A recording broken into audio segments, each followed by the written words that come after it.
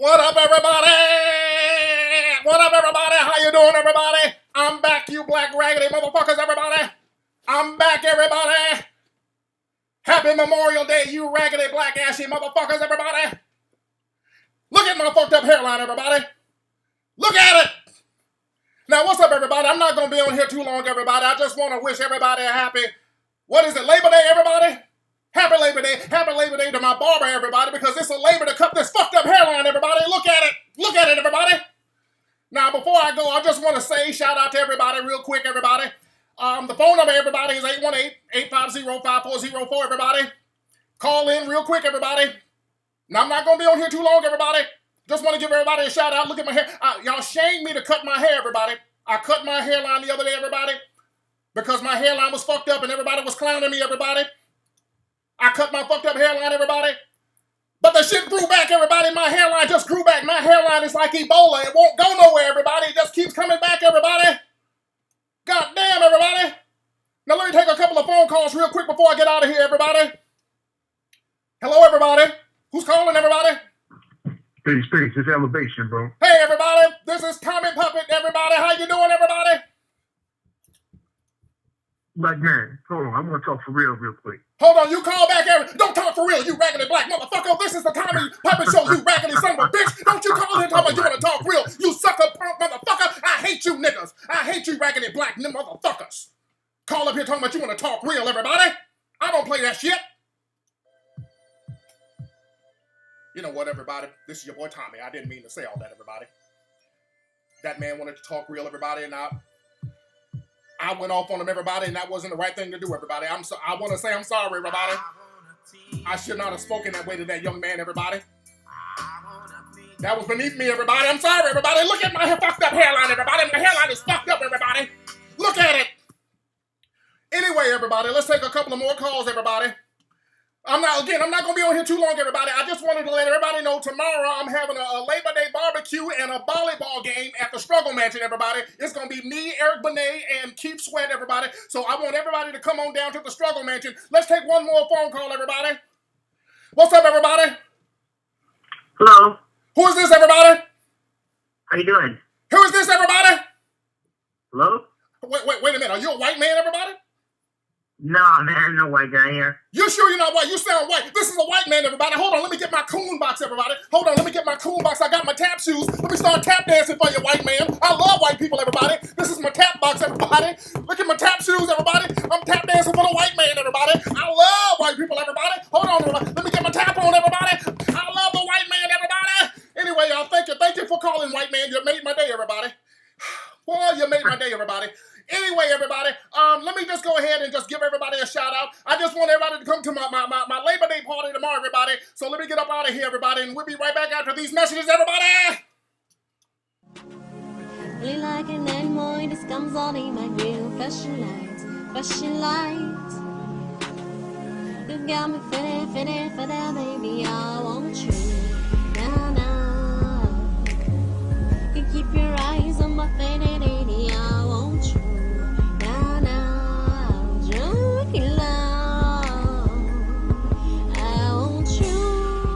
I'm back again, everybody. I tricked you motherfuckers. I'm not going nowhere, everybody. I lied. I bait views, everybody. I'm not going nowhere, you raggedy black motherfuckers. I ain't going nowhere, you raggedy motherfuckers. And fuck all you raggedy black bitches, everybody. I ain't going nowhere, everybody. I'm about to take another call, everybody. You raggedy son of a bitches. Hold on, everybody. Having technical difficulties, everybody. Hold on, everybody. Let's get another phone call, everybody. What's up, everybody? Who's calling? Yes, I was calling to see how can I get the King Flex mixtape. The King Flex mixtape? Oh, nigga, you know what? I played that shit on my page, everybody. I played that nigga's gangster shit from the 90s because, you know, that nigga threatened me, everybody. He threatened to beat me up, and I don't play games like that. I don't play, you know what? I rap better than that raggedy motherfucker, everybody. That nigga ain't shit. I can rap better than him.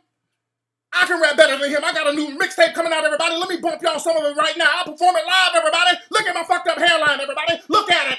Look at my tap shoes, everybody. I got raggedy tap shoes, everybody. I can flow. Let me get my raps going on right now, everybody. Here we go, everybody.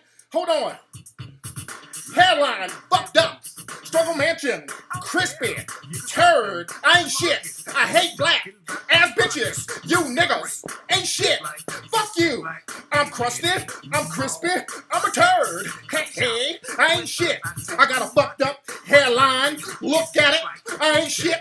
Struggle Mansion, punk ass motherfucker. That's who I am, Tommy. I ain't shit. I'm moist. I'm crispy. I'm a biter. I'm a snitch. I get fucked up in the ass by queens. I'm a whole ass bitch nigga. Oh yeah. In the struggle mansion. Oh, that's my shit. It's coming out, everybody. That shit's coming out on Geffen Records. I'm large, everybody. Look at my tap shoes, everybody. Look at my motherfucking tap shoes. I'm getting it in. This is gonna be my first video, everybody. This is gonna be my first video, everybody. Look at these tap shoes, everybody. All right, everybody. Let me get up out of here. Let me go ahead and let the show get started, everybody. Y'all have a good night, everybody. We walk up in a kitchen saying, how did she have fun out, baby? Junkie love will be all night. Last thing I remember is our beautiful bodies running off in their clothes. Junkie love will be all night. Love.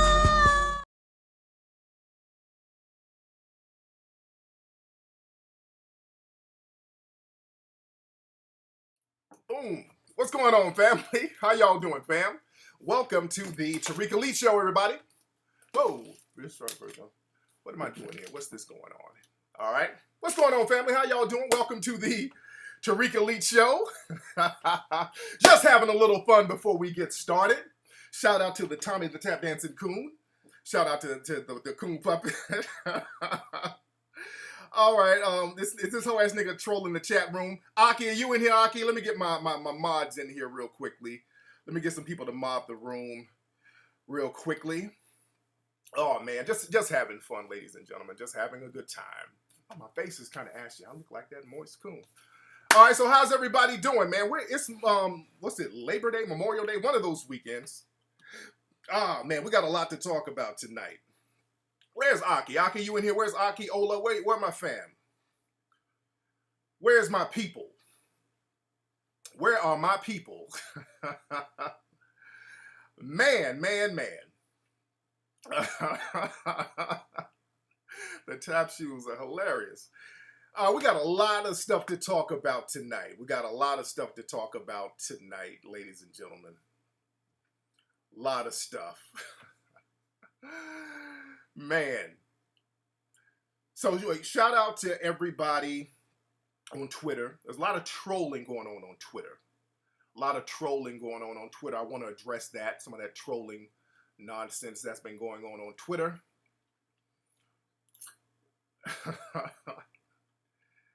Shout out to Star from Star and Buck Wild. I'm gonna see if I can get him on tonight. I'm gonna call him later. So we can chop it up with him. I like Star. Star's a good dude. He's a legend in the radio game and all that good stuff. I called into Star's show. He tweeted me, wanted me to call in to chop up some game, talking about race and stuff like that. Yes, indeed. Let's see who we got on the phone. We got people calling up now. What's up? Who's calling? Hey, Tariq, how you doing? What's up, Playboy? Who is this? Hello? Go ahead, fam. I can hear you, sir. What's your name? Hey, this is the boss from Cincinnati. How you doing, man? What's up? What's going on there? What's going on? Brother. Okay, hold on. Let's slow it down, brother. What's going on out there in that town? Not so real. I mean, it just same old. No doubt. What's on your mind, fam? Hey, Sam, I just want to give a shout out for what you're doing, man. Ferguson everywhere. Yes, sir. My question is, I'm 23. I got my stock going for me. I started a little small business, travel agency. It's doing good so far. Okay. But somehow when I highlight ladies, I'm not getting the vibe that they're taking me serious, like as a mature guy. So give me some tips, like how to come up as a mature, even though my age 23, but I still want to be considered. Like, you know what I'm saying? Like you want them to have a more mature reaction to you. You know what it is? I can almost guarantee is what you wear. I can almost guarantee is what you have on. When you step to women, and if you dress like real extra super duper casual and you're out there trying to campaign, like sneakers and shorts and, you know, like a lot of the trendy stuff that a lot of cats wear that they see on music videos. Women who are serious about some real business or serious about a real relationship, they won't take a dude like that too seriously. That's why when you're campaigning, man, you got to really have your clothes game together. I ain't talking about you dress like you're going to a funeral every day, but when you're out there campaigning, you know, dress like a boss. Dress like a dude who handles his business. And women automatically react to that. There's a certain vibe that women have towards men who look like they're handling business. That's going to get your foot in the door immediately. So I can, again, just change the way you dress just a little bit. Just one day when you go out, just wear you a nice little outfit, some nice slacks, a nice dress shirt. Go to TariqElite.com, get one of the dress shirts. I got dress shirts specifically for that. Not too dressy, not too casual, just right. And get your dress up game on, and man, you're going to get some real good reactions from the ladies, fam. You feel me? I appreciate it. Much respect. Can I get another question real quick? Go ahead, bro. And bro, how do you manage showing interest but not being thirsty? Because that's sometimes some of the girls, they come at me and we talk, but then I got the dilemma like, okay, if I do too much, she might be thinking I'm thirsty. Right. And then some of them got turned off because they're thinking I'm not interested. But no, the thing is, women, if a woman is interested, she'll campaign too. She'll reach out. If she knows that you're interested, she'll reach out to a certain degree. A lot of times these women might have dudes or something that they're not telling you about. But when you stay on top of your game and you don't act thirsty and you're confident in yourself, the women are going to react to that without you having to be on that thirsty vibe. But anyway, let me get some other calls. Thanks for the call, fam. Yes, indeed. Yes, indeed. A lot of folks are calling. The number is 818-850-5404. Shout out to the people in Ferguson. We got to talk about that. And let me see. Let me get a couple of mods in the room. Is Ola in here? Where's Aki? Aki, where you at? I see Harlem. Where is Harlem? I got to find Harlem again. People that's been down for a minute. Let me see who we got up in here. Yes, indeed. What's up, Gregory Hines, Virtual Gal?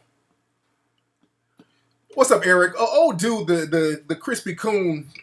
From what I again, personally, I don't really listen to the dude, but from my understanding, I hear that he's like literally still making shows about me every day, and I really haven't spoken on dude. The puppet just spoke on him, but I haven't spoken on dude because I don't have to speak on people that I've already destroyed. The dude's little internet career is gone. It's gone. So he's kind of scraping for air. You dig? So, you know, you do whatever you got to do to survive. I see, the minute I talk about him, some simp music come on just out the blue. How does that work? I talk about this nigga, simp music just pop up out the blue. But yeah, his little internet career is done. Nobody takes him seriously. You can't look at that dude and not laugh at this point. The dude, my goal is to not just embarrass people like that. The dude went and cut his hair. People were getting on his hairline so bad, the dude went and cut his hair off. You do. I'm not trying to fuck up people's self-esteem. God damn, but the dude asked for it. The dude is butthurt. This nigga went and cut all his hair off because people kept getting on that hairline. That hairline became a punchline. You dig it, and you know, cats were getting on that hairline so that it was fucking with him, and he went and shaved it off. Man, but yeah, again, and shout out Star. He was like trying to mediate Star and Buck Wild, but the coon ain't really a serious dude. You know, he's just kind of a nuisance. You know, he's a nuisance. This nigga don't really have no listeners. He ain't doing no film. You know, the nigga's probably walking around LA with a wire strapped to him because he already said he's going to snitch if I hurt him. So I don't that alone, I don't respect no nigga for that. I just don't respect no nigga for that. And I don't respect anybody who really listens to him and takes him seriously, to be honest. Let's see who we got on the phone. What's up? Who's calling, fam? Yo, Flex, what's going on? It's Seth from New York. How is it? Hey, what's Just want to going give you on? a quick shout out, man. Keep doing your thing with everything, man. No doubt. I'm loving it, man. This dude, I put on his show real quick. This dude's still talking shit, man. I mean, he's such a Sambo. He can't die. He's one of them people like you had a post on your page about the internet trolls and stuff. He's one of these kind of trolls and Sambos that can't die. So I just want to tell you, man, keep doing your thing. Don't let the punk ass dude even get to you, man. God bless you, brother. Problem. No doubt, man. Much respect. Yeah, much respect. Yeah, I don't. All right, no doubt, fam. All right, fam. Yeah, I don't respect a nigga doing all that internet banging and all that shit, but then threaten to call the police on a grown man. You know, that speaks volumes. You know, that speaks volumes. That speaks volumes. Niggas probably walking around with a wire strapped onto him, waiting on somebody to hurt him, so he can be in court in a sundress, which he already said he's going to sue me if I hurt him. So, talking tough on the internet, I don't mean shit. Whining like a bitch on the internet, whatever, nigga. Like a nigga, you ain't gonna do shit. That's the bottom line. That's my bottom line. Nigga, you ranting and raving like a bitch on the internet, but you're not gonna do shit. If I'm the lip smacking Mac, what does it say about a nigga who's afraid to step to a lip smacking Mac? You dig? That says a lot about a nigga who's afraid to step to a dude like that. Because I don't call the police on niggas in the streets. That's one thing I don't do. I don't call cops on niggas in the streets when I can catch a fair one with a dude. That's what I don't do. But then get buck and threaten to beat up women's asses. So anybody who even entertains a cat like that seriously, okay, it says a lot about you, fam. Anyway, let's talk about something. Speaking of trolling, if I'm going to deal with women, let's deal with some real women.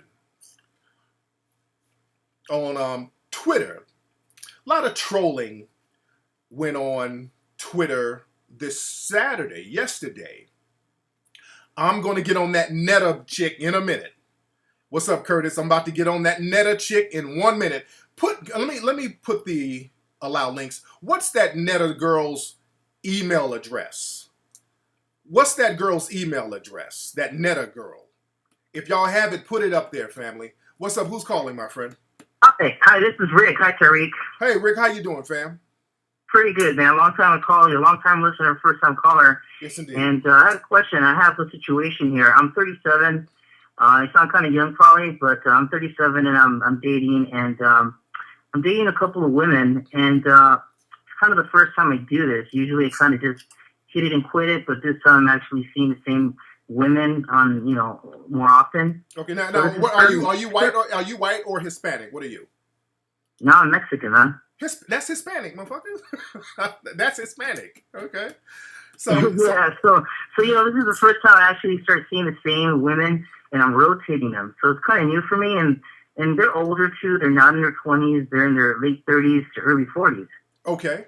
And damn, you got some. Wait. Are these Latino women themselves?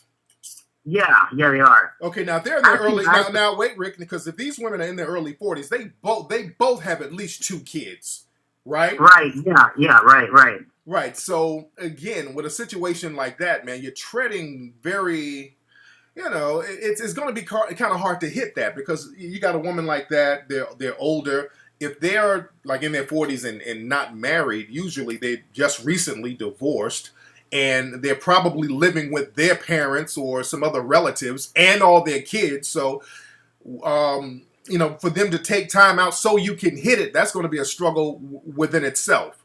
You understand what I'm saying? I've actually hit it already with all of them. It's kind of funny because they pretty much have like a lot of flexibility, so it's actually worked pretty good. Okay, now if they got flexibility, you're dealing with some cholas or some shit like that. If they got all that time and they got 2 kids and a couple of kids and they're not married, you're dealing with some hood Latina chicks. You dig? So, are you comfortable with that? Actually, you know what? There is 2 of them. I'm talking to 3 of them, but 2 of them, they pretty much have their shit together. One of them, she's got her own space. She's got a pretty good job. Okay. One of her kids is already out the picture. He's an adult. He's out. She's got 1 kid, but he's with the father, so she's got a lot of free time. So that's pretty cool. Okay. But really, the question that I have for you is, what's the pros and cons of dating multiple women?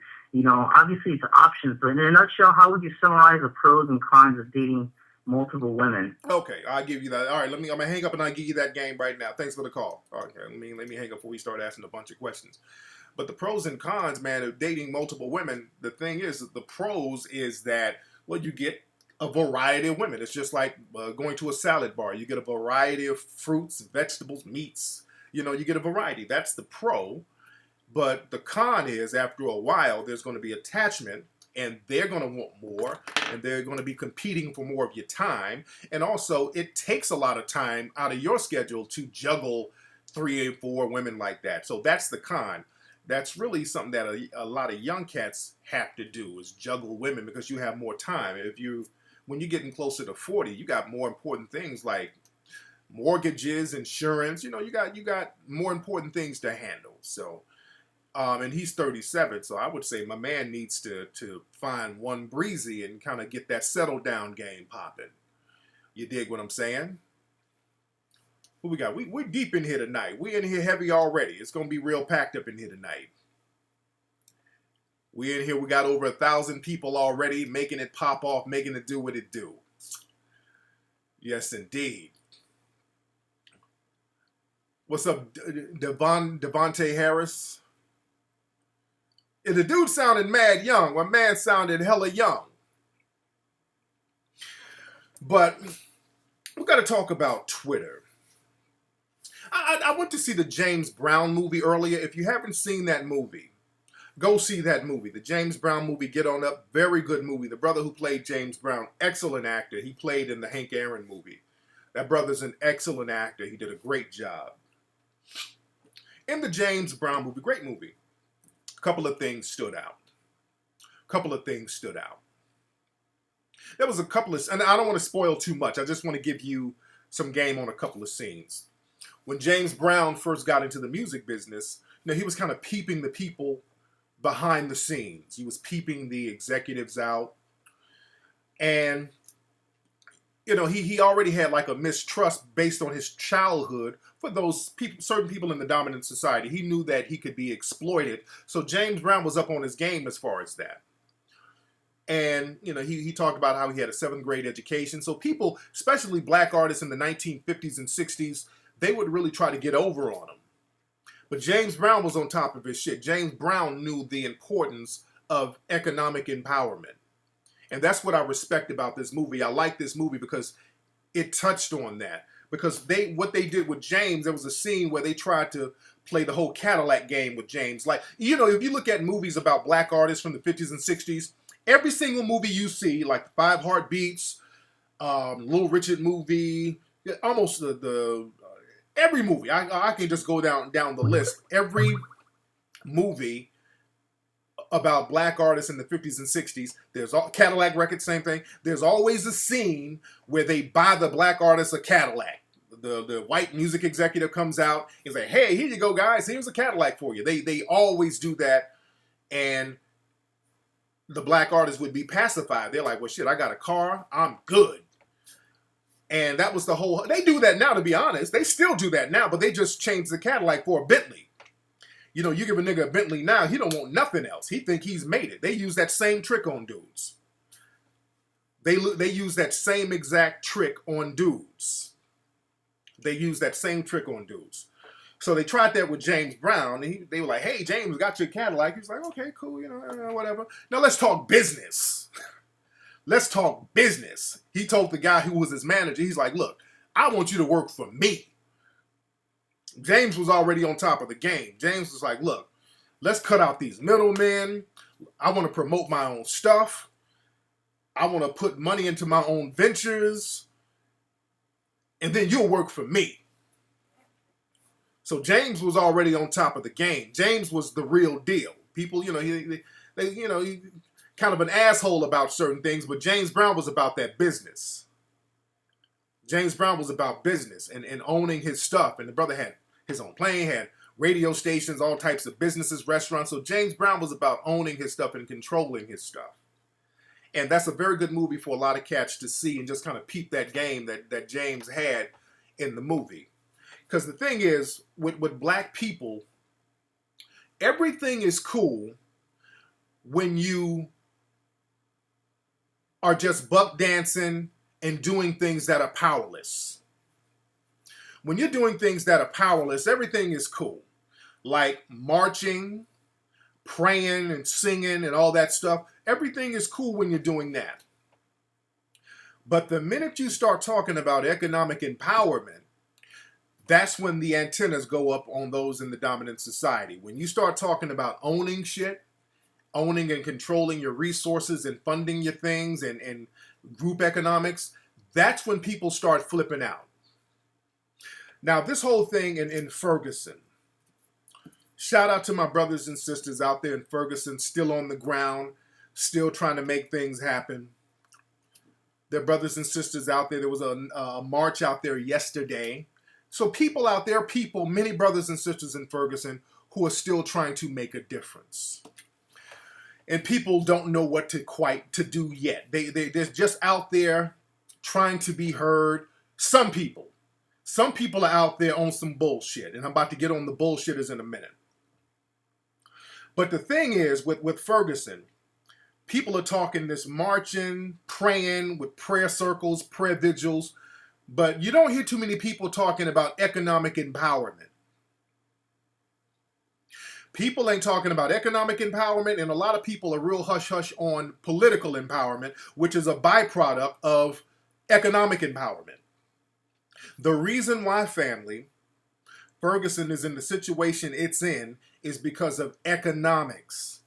The people there, black people, are physically the majority in Ferguson, but politically you're getting your asses kicked out there. Why? Because the people in the dominant society who represent a small contingency in Ferguson, they're controlling the wealth and resources. Now, when you try to explain this to some coons, they start going on temper tantrums.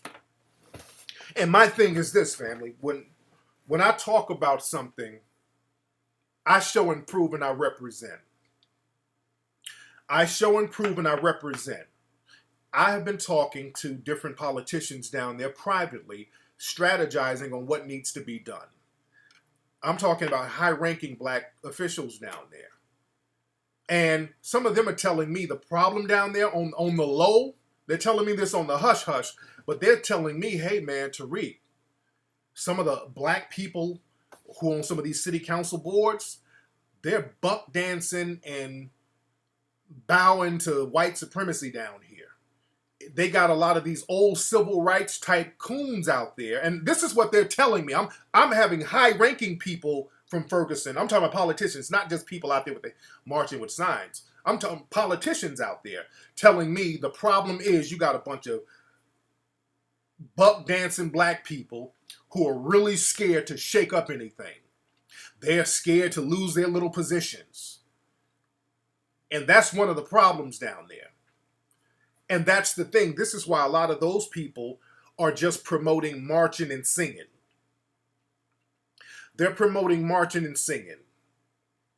And my thing is this. You know, we have the hashtag recall for Mike. Everybody, you can still retweet that, recall for Mike, that we talk about organizing people to vote so that they can start recalling people. So you get your numbers together. Then you get your finances together, and then you can start backing people that you want in office to do your bidding. And then remove people who allow cops to shoot black folks out there. Because I've been down there. The problem with Ferguson, the bottom line is no economic base. That is the main problem with Ferguson. There is no economic base in the black community.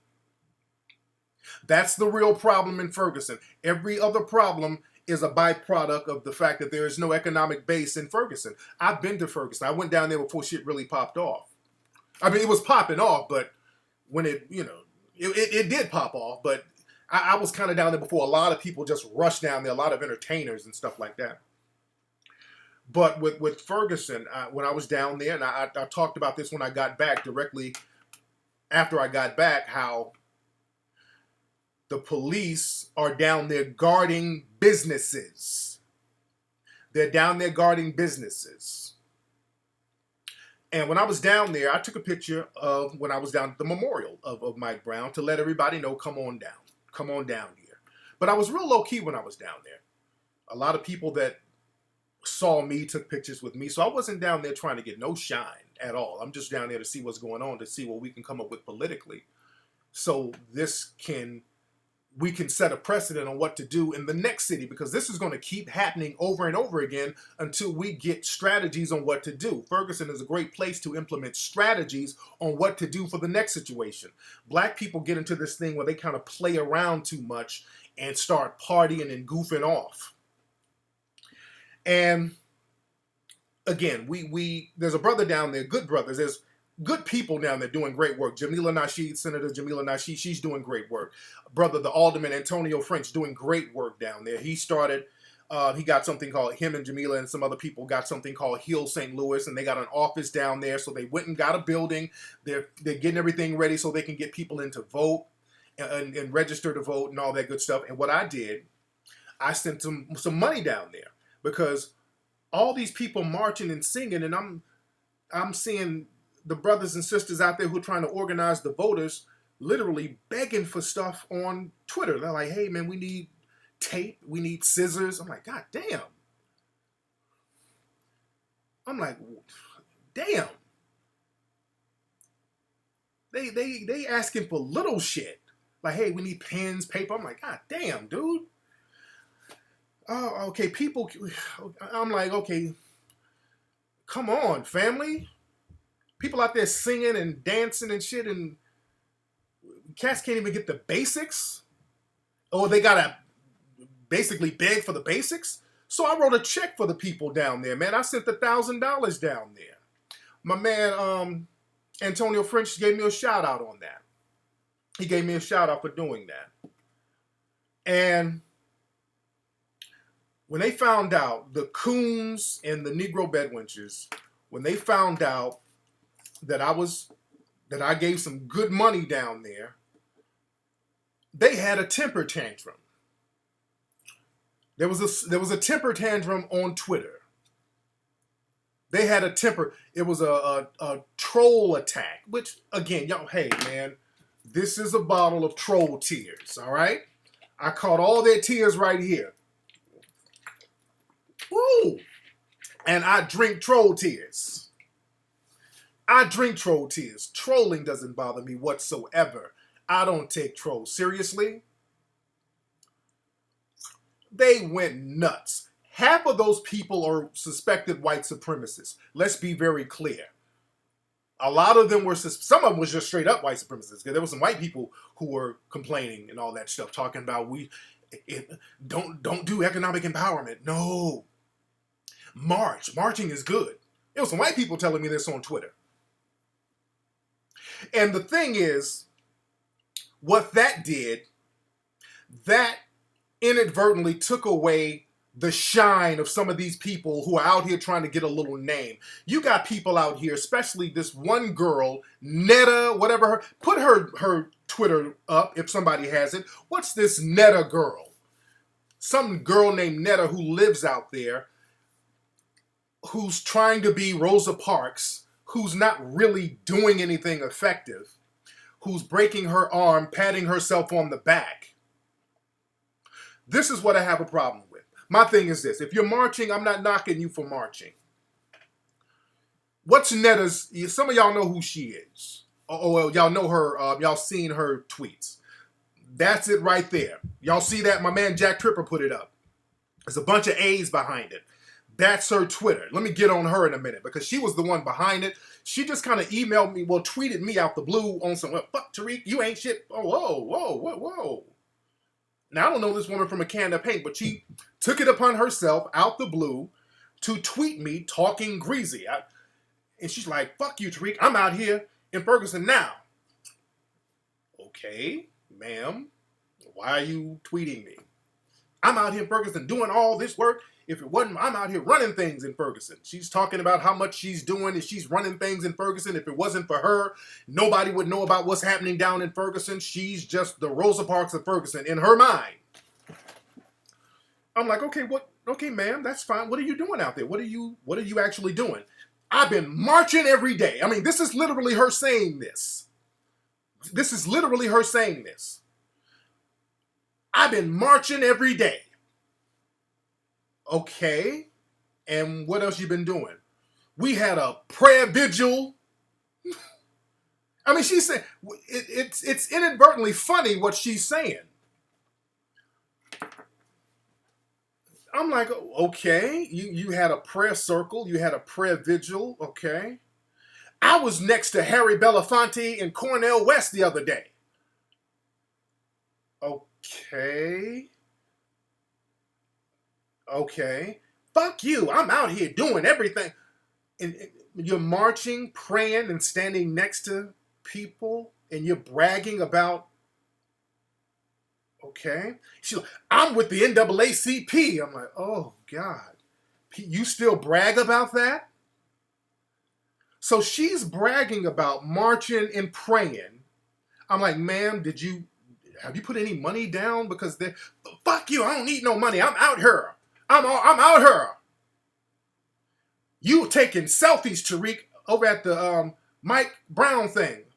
Well, yeah, I took a picture of myself, and everybody's taking a picture out there to pay homage to Mike and the family. Everybody's out there taking pictures at the memorial location. Everybody's over there. They were over there. As a matter of fact, there were a group of people over there with J. Cole. If you've seen the video, there's a video of the rapper J. Cole. They're out there at the memorial shouting my movies out. Have y'all seen that? It's J. Cole and a bunch of brothers in the community, a whole bunch of people out there, and I'm not down there at the time. They're like, hey, brother, hey, man, we need to, man, get Hidden Colors, man, and everybody needs to watch Hidden Colors. That's them saying that down there. The people out there in Ferguson are shouting my movie out. So I don't really have to go down there and shout my own shit out. I'm just down there chopping it up. So she was talking about me taking a picture and all this old shit. But what's interesting, and this is the thing about people who are full of shit. She's out there taking a bunch of selfies. And I'm talking about she's out there taking ratchet selfies. So my thing is this, if you're going to talk and act like you're the Rosa Parks of Ferguson and don't know nobody really out there, nobody's really fucking with you out there like that. I got people in here now like, we don't know her. And the only thing you're doing is marching and praying, and you ain't bringing no political game to the forefront. You're not bringing no economics to the forefront. You're out there playing. I mean, you're out there playing if you're not really talking about empowering that community. Put her thing up again, Netta something. But she's really breaking her arm to pat herself on the back. And I want to show y'all some of her pictures. I want to show y'all a couple of her pictures that she has on there. Out there while she's out there. Let me show y'all a couple of pictures. And this is the problem. When it comes time to handling business, you got a bunch of silly people out here trying to pretend that they're doing something, but they're really out there fucking around and not really getting anything done. Marching, man, that is not progress. The reason why the international community is looking at Ferguson, it ain't because of the damn marching. It's not because of the marching whatsoever. It's not the marching at all that's making people watch what's going on out there. It was the riot. It's the people out there in the streets putting in work. But this is her picture right here. Her and her friends out there at the march, I think yesterday.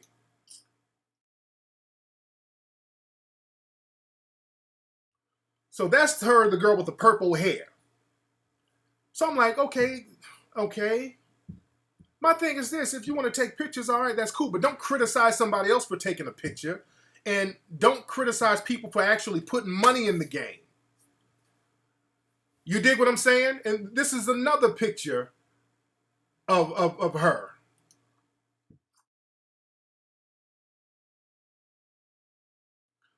So she's going out there every day, putting on her little cute outfits, trying to flex out there. That's, okay, dude.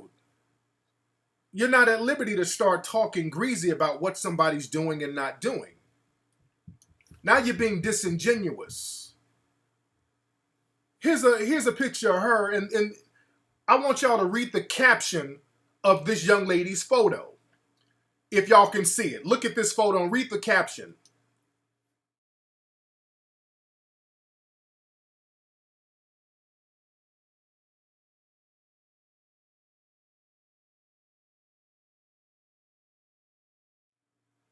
Now, she's at the thing. Do you know what the caption of that said? She took a selfie out there at the Civil Rights March. On the bottom, she put, "Snatched for justice." Snatch means, look, I look good. I'm all, my hair done. I'm made up. I look good. So she's talking about she's snatched for justice. So this girl is out here trying to be cute. I'm not giving her a pass on being young, dude. I'm not giving her a pass on being young. If you young, stay out of grown folks' business. Stay out of grown people's business. If you're young, dude, I don't get that young thing. I'm not a no. Because we need to be out here handling business. You out here getting made up and dolled up talking about you snatched for justice. You playing around, man. You're playing around. So you can't talk about anybody who's putting some economic equity into the game to help out the people down there. And you out here taking wannabe cute selfies, dude. I mean, come on, dude. Let's keep it 100. There's a whole bunch of them. Hold on. There's more. Hold on. And there's another picture of her and some other girl, another girl who was trolling on Twitter with her. They're out here taking pictures, throwing their fingers up and all this, putting up the fuck you sign after. You're at a civil rights, human rights march, and y'all taking pictures like this.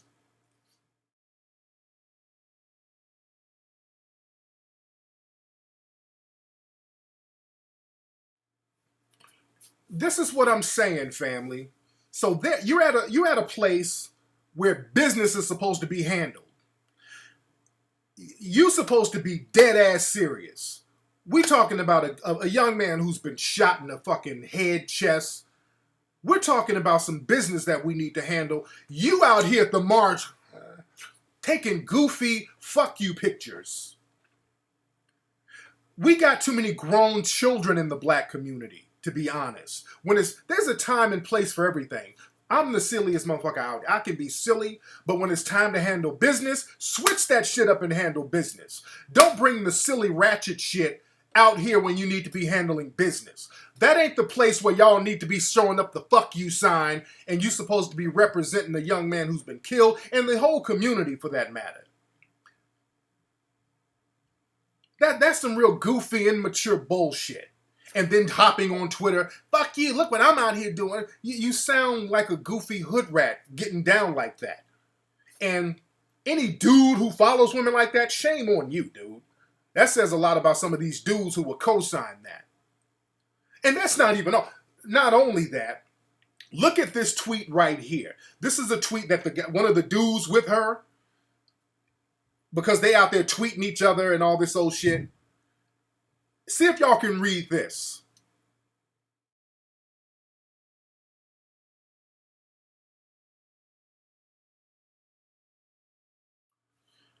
So for those who, that tweet said, that's the dude, one of the dudes she's with, they're tweeting each other while they're at the Civil Rights March.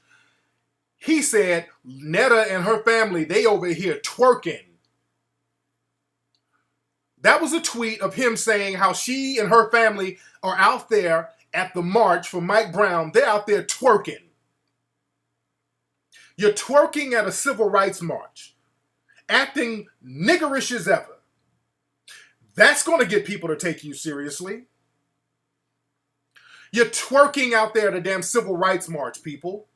So you can't say anything about what I'm doing, because I take stuff like that very seriously. There's a time and place for everything. You don't, young lady Netta, you don't have the decorum to carry yourself a certain way. You're trying to be some Rosa Parks of St. Louis and Ferguson, but you're out there twerking, throwing up fuck you selfies and all that. You're carrying yourself like a hood rat, young lady. And Ferguson, they don't need that right now. That's the last thing Ferguson needs.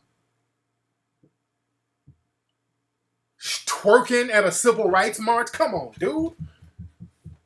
We have no time for this silly, childish bullshit out here. So you can't troll me for doing what y'all need to be doing. That place needs economic empowerment. They need economic empowerment.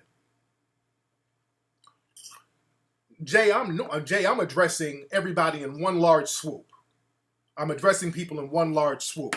But Ferguson, the reason why Ferguson's getting its ass kicked right now, because we got a lot of black people out here who are not talking about economic empowerment. You got to be talking about economic empowerment. People out there need to be talking about how we're going to start businesses. My man down there, Antonio, getting that office running, that's a great start. But people were kind of shitting on him. There was some people, another politician, female politician, black lady, was criticizing him for what he said to her at some meeting down there. So she's on Twitter, a politician, by the way, trolling him. So you got too much goofy, immature nonsense happening down there, and everybody should be on the same page as far as empowerment. People can't even put the buck dancing aside at a civil rights march. That's right, Patricia Bynes, whatever her name is, she's going after him, talking greasy about him on Twitter. That was a very dirtbag move for her as a fellow politician to really go publicly talking greasy about that man. That's why I think a lot of these people on that COINTELPRO, we know about COINTELPRO, we got COINTELPRO. A lot of these people are paid to do this. And I think a lot of these politicians are paid to create division and divisiveness with a lot of these movements so that it will dissipate the energy so nothing will get done. Because the minute you start talking about some real progress, the trolls just magically pop out of everywhere. And I don't give a damn what anybody say about me. Where's your money? I don't give a shit about what you say. Did you put money on it? Antonio French is the truth. That brother's putting money, putting groundwork in. This brother's doing tangible acts. This brother's doing some real stuff. Show me the money. I'm from the hustle lifestyle, dude, where money talks, bullshit walks, dude. Whenever I do business, man, or if I see any kind of movement, it's all about what are we doing about the money? Money talks, man. Singing, marching, let's be very honest, that hasn't done anything for the black community. Singing, marching, praying has not done anything. Even in the 60s, it didn't do anything. It was the civil unrest that really brought the attention of people in the dominant society. It wasn't all that singing and marching. People leave that civil unrest out. We talk about that in Hidden Colors 3. Go check out Hidden Colors 3. We talk about why a lot of changes were and the changes were very symbolic, by the way. Because again, what happened, we gave up a lot of our economic empowerment and we regressed. Yeah, that's a grown-ass woman to get on Twitter like that. That was very tacky of her. And we don't have time for tacky Negro nonsense. We don't have time for tacky Negro nonsense. The number, if y'all want to call up any trolls out, now the trolls are not going to call up. And this is another thing. 80% of those people who were trolling on Saturday, I guarantee you they're only 5 or 6 people. Most of those people were about 5 people with a whole bunch of different accounts. That's why they troll very fast and then they disappear suddenly. Because it's a small group of people. So don't take them trolls too seriously. I don't. The trolling is a smokescreen. Because that's like, look at this. Look at all this bullshit we're saying over here. That's going to take away from the fact that we ain't actually doing shit over here. All of this yelling and screaming and bullshit on Twitter is trying to deflect from the fact that we're not actually doing nothing over here. So I don't trip on that. I don't trip on Twitter trolls. I don't trip on that. Let's see who we got on the phone. What's up? Who's calling? Hi, this B Rookie from Twitter. What's up, B Rookie? Yeah. How you doing, man? What's on your mind, B Rookie?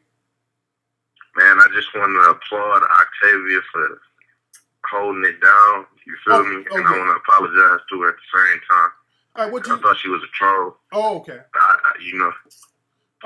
Okay. Well, there you go. Shout out to Aki. Aki is true to the game. That sister is absolutely wonderful. Yeah. She does her thing. But thanks for the call, fam. All right, my man. He thought Aki was a troll. There was probably some misunderstanding. Probably he caught a retweet or something. So sometimes there is confusion on Twitter. Excuse me. Man. Let's see who we got on the phone. What's up? Who's calling? What up, Flex? What's up, man? Who is this? This is Rob. Rob, where you calling from Hartford. Calling from Hartford. How you doing, Rob? All right, how's it going? I'm good. I'm glad to finally get through to you.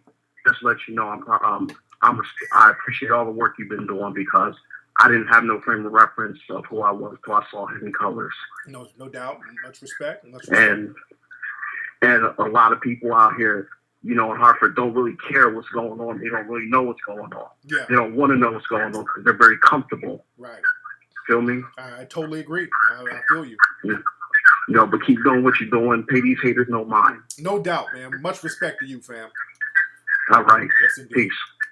Yes, indeed. Shout out to Hartford. I was out there when I went to Yale. I did a lecture out there in Yale a while back. Yes, Aki is very sexy. Yes, she is. Yeah, a lot of cats take Twitter very seriously. Y'all notice a lot of the trolls ain't calling up. That Twitter. So who was that? Somebody gave me a link. They were talking about the Twitter trolls. It was a good fucking. Damn, what was that link? There was a link of an article somebody wrote, and whoever wrote it, y'all better give me a shout out, because sometimes I can tell the person must have listened to the show, because sometimes cats write articles, and you can tell that they're listeners of the show, and sometimes they'll give me a shout out. They'll say, well, Tariq said that. Next time, if you write an article, give me a shout out in the article or something, but somebody who clearly listened to my show, they did an article about the 10 types of Twitter trolls or something like that. Or Black Twitter. They were talking about the trolls on Black Twitter. Yeah, that's it right there. Gifted in Black. That's it. That's an accurate ass list. That's an accurate list. The 10 types of Black Twitter trolls. That list is so accurate. And Twitter, man, a lot of black folks do use Twitter, just like that article was saying. A lot of black people are a disproportionate amount of users on Twitter. And Twitter has become bitch nigga central. It's a place where bitch niggas can run their mouths and act tough and be shit you're not. I know Twitter is coward central. And unfortunately, what's going to happen to Twitter, because it's the trolls are kind of running rampant on Twitter. Pretty soon, Twitter's going to turn into MySpace. Twitter's going to just get real corny because people are going to get like real fed up with the trolls on there, because basically Twitter is just a bunch of people with bullshit accounts acting tough, talking shit. And y'all know what with MySpace back in the day, MySpace was cool, and then people started spamming bullshit, different bands and people spamming club shit, and it got real tired and lame. And I think Twitter is kind of heading that way because of all the trolling. The trolling is just kind of, okay, you motherfucker with a fake account talking shit. When people just keep doing the same lame shit, then shit starts getting corny. Let me reach out to my brother Star from Star and Buck. Wow, let me see if my brother's available now. 1 second. Hold on 1 second. Hold on.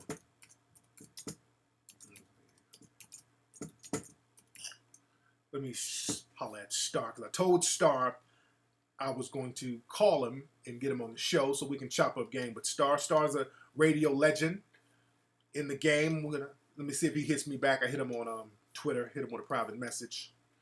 And y'all need to follow me at Tariq Nasheed. Follow me at Tariq Nasheed on Twitter.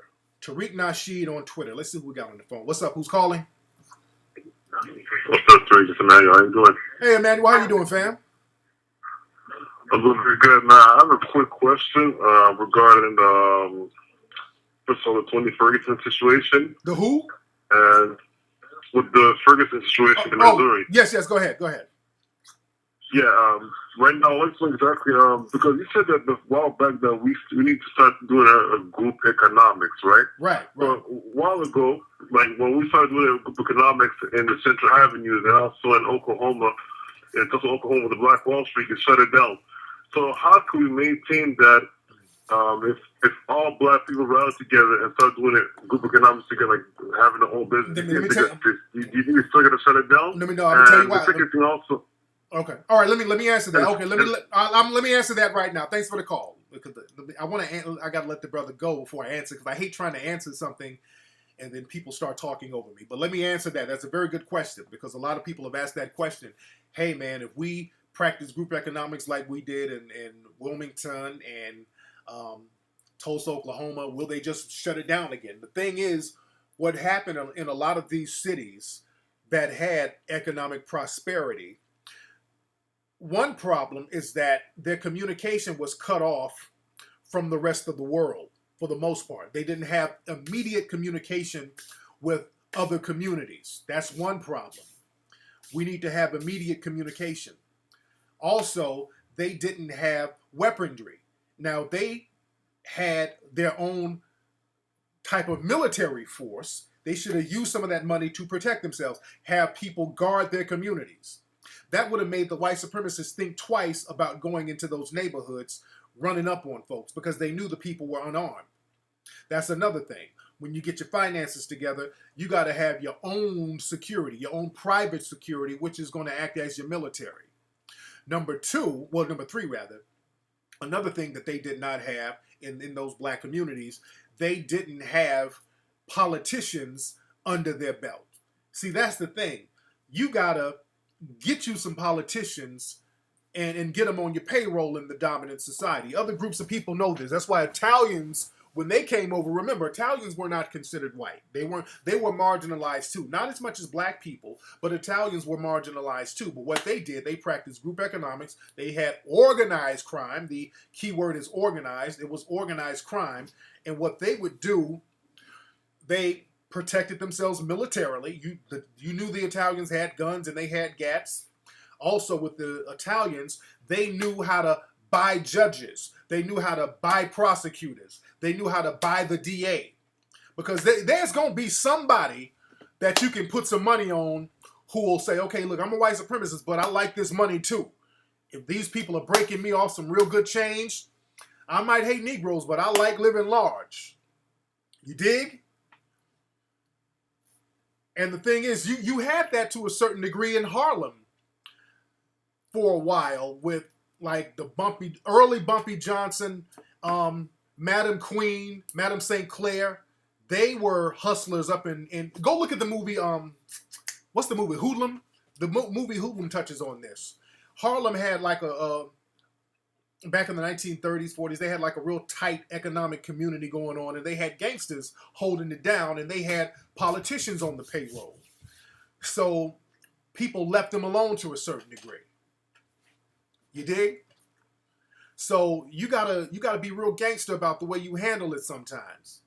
You gotta grease palms, as they say. You gotta slip some money under the table. You gotta buy your politicians. And we break that down in Hidden Colors 2. We talked about that heavily in Hidden Colors 2. Yeah. Yeah, Nicky Barnes, all these. Well, Nicky Barnes, he started flossing too much.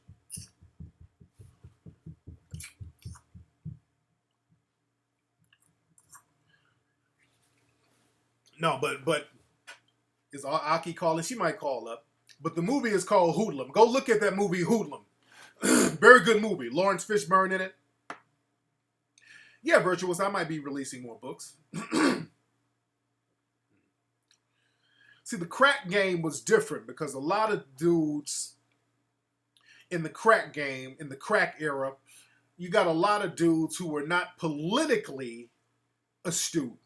So you had a lot of dudes who made money real quickly, and they really didn't know how to grease the palms of politicians like they should have. And all they knew was to floss. That's why all those kingpins from the 80s started getting locked down. That's why a lot of cats started getting locked down.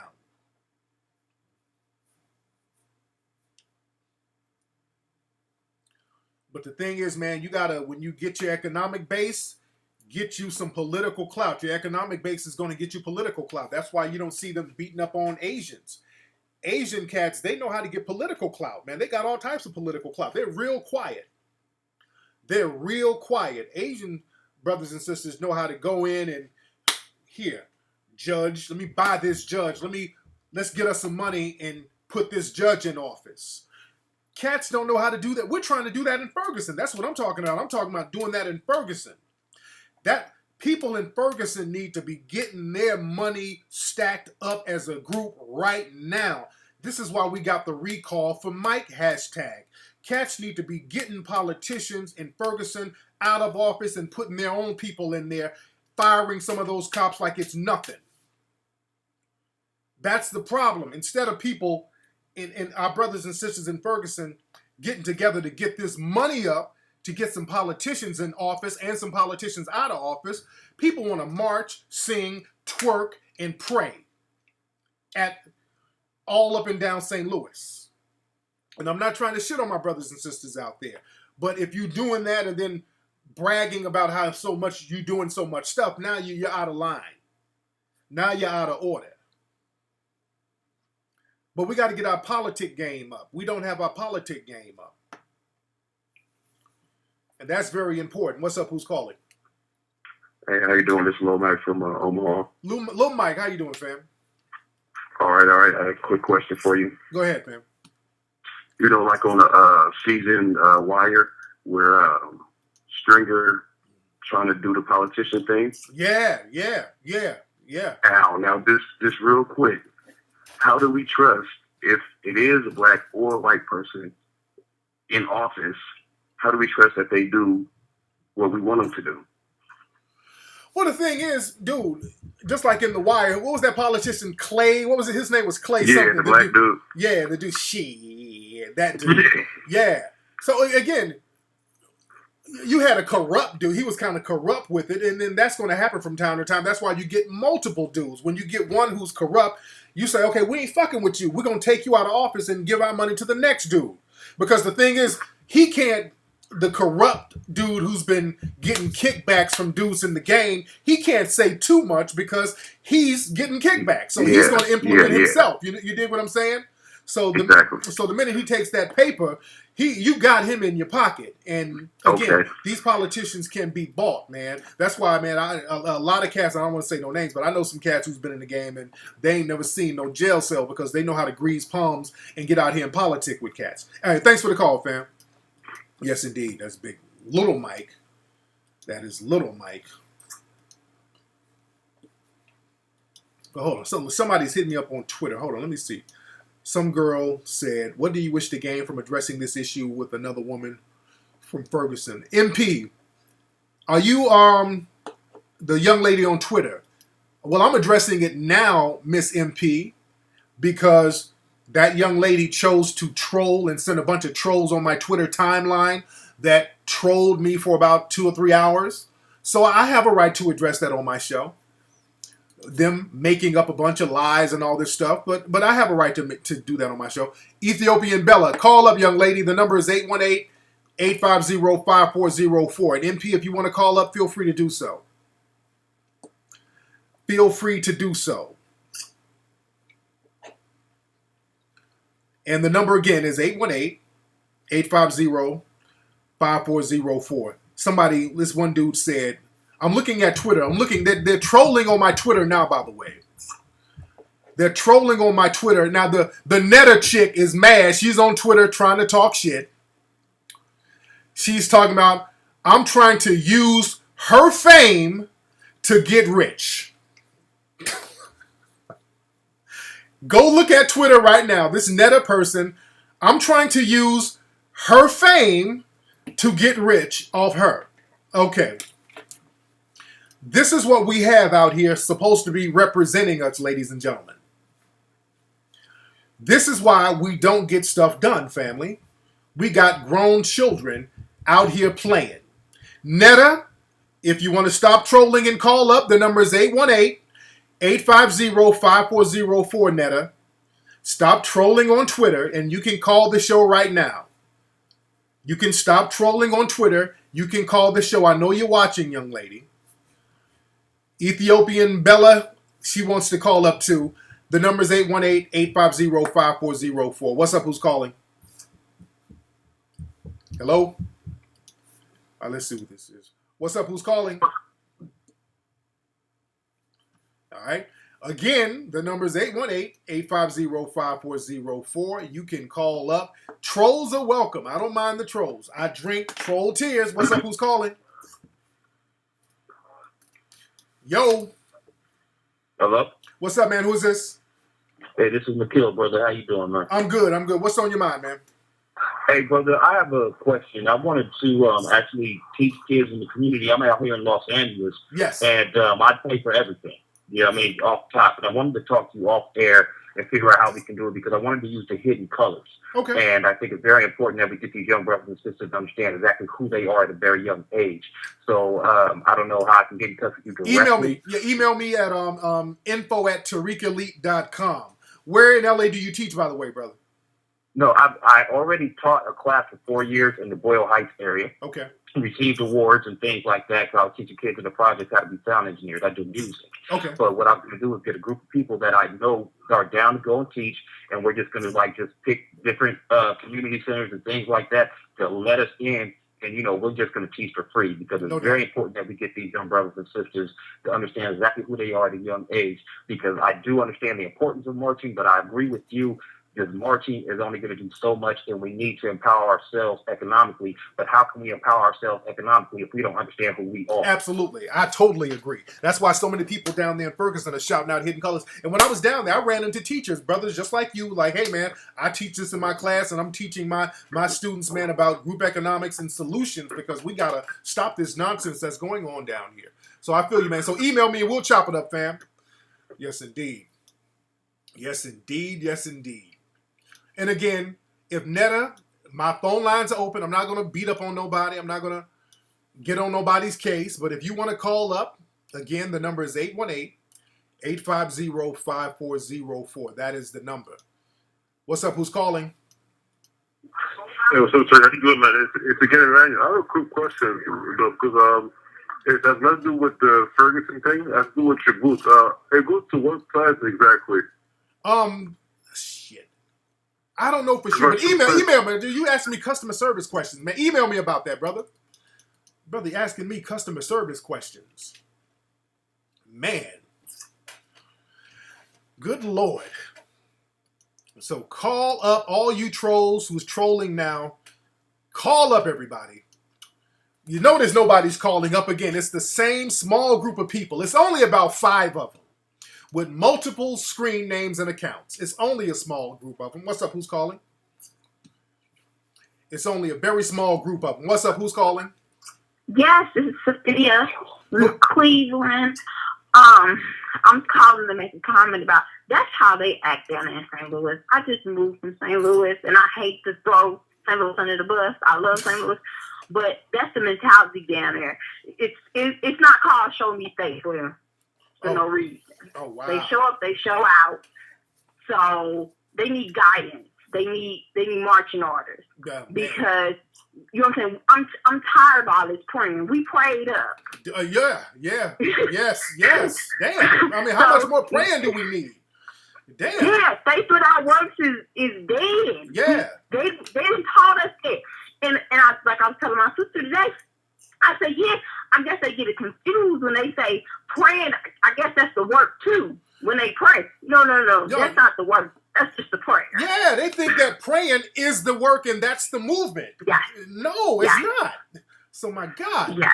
But thank you for the call, sister. Thank you so much. Dude. And people, I mean, this young lady, I mean, she's hopping on Twitter bragging about praying and marching like she's Rosa damn Parks. If you're going to do that, you got to be called out for that. And you don't come from me unless I send for you. I see your Trillery, the other chick who was throwing up the fuck you selfies. No, I want the Trillery girl, whoever she is, I want her to call up. Hold on. She says she's trying to call up. Who's calling? What's up, brother? I'm going to have you call back. This is from Nashville, Tennessee. I have you call back. I want that Trillery chick to call up. What's up? Who's calling? Hey, brother, man, this is Bishop. What's Cricket. up? What's up? I'm going to have you call up in a minute, but I'll have you call back in a minute, brother. Hold on. Hold on 1 second. I want somebody very specific to call up. What's up? Who's calling? What up, Tariq? Okay, I'll have you call back, fam. And the phone lines are lit up, but I want some other people to call up. What's up? Who's calling? Hello? Hey, what's up? Who is this?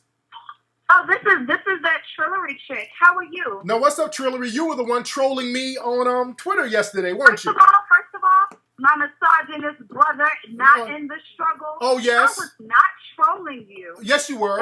Yes, you were. Yes, you were. What is shared as the truth cannot be taken for trolling. Ma'am. You came up here to St. Louis, and you were trying to undermine the work of the people that have been out here. No, I'm not. How No, I'm many not. rubber bullets have you been shot with? No, I'm not. How many times have Wait. Hold on. Okay, ma'am, first of all, you're not going to call my show in Bogart. Now put her on hold because she's not going to call up with all that Negro nonsense. Okay? Let me let her back on. How many children ma'am. you impacted with your words? Ma'am. Okay, hold on. She thinks she's going to call up and go on a rant. That you don't get to do that here. You're just not going to call up. This is not Twitter where you can just create a bunch of screen names and just Bogart your opinion. Okay, she's still talking. Trillery. Okay, hold on. She's doing her fake Sister Soldier act. You're not calling up here Bogart in the conversation. Now, she's still ranting. She doesn't know she's on hold. They ain't raised no fool. Now, or hey, hold on. Well, now, this is what you have down there. You have emotional children, ladies and gentlemen. You have emotional children who's playing and trying to be adults, and they're not. This is what you have. All right, now, ma'am. Oh, I was on hold. I'm aware. I'm watching. Right, ma'am. You are. No, let me explain, ma'am. You can't call my show and just kind of Bogart like you're running things. It doesn't work like that here. We have conversations here. No, ma'am. You're not going to Bogart the conversation. This is a dialogue. You're not just going to rant. Nobody heard you what you were saying. So just let's not waste your breath on that. We're going to talk like adults, ma'am. Do you understand me? Yes. All right. No, ma'am. You're not just going to go on a monologue, ma'am. You're not going to go on a monologue. You're gonna talk like an adult. I'm not going there. I don't do that childish nonsense here when I'm having a serious conversation. So now, what have you done out there in Ferguson besides pray and march? He's still playing old clips.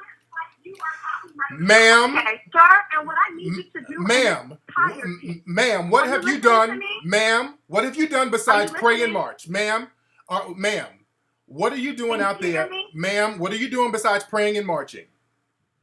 What am I doing besides praying and marching? Right. Oh, I don't know. Meeting up with local organizations, galvanizing the youth, and providing them with the education they need on their political rights, confrontation when dealing with police brutality, educating them on white supremacy versus black excellence, letting them know that when police confront you, these are your rights. We've raised bond money and bail money for peaceful protesters to get out of jail when they are, one, detained and attacked by officers, not read their rights.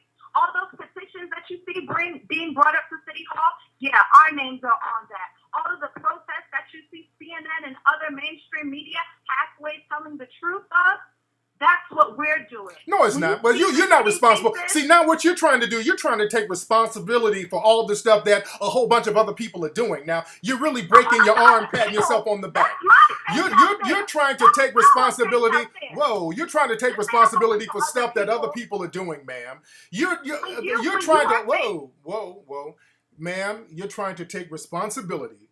I'm talking about CNN, they haven't interviewed you.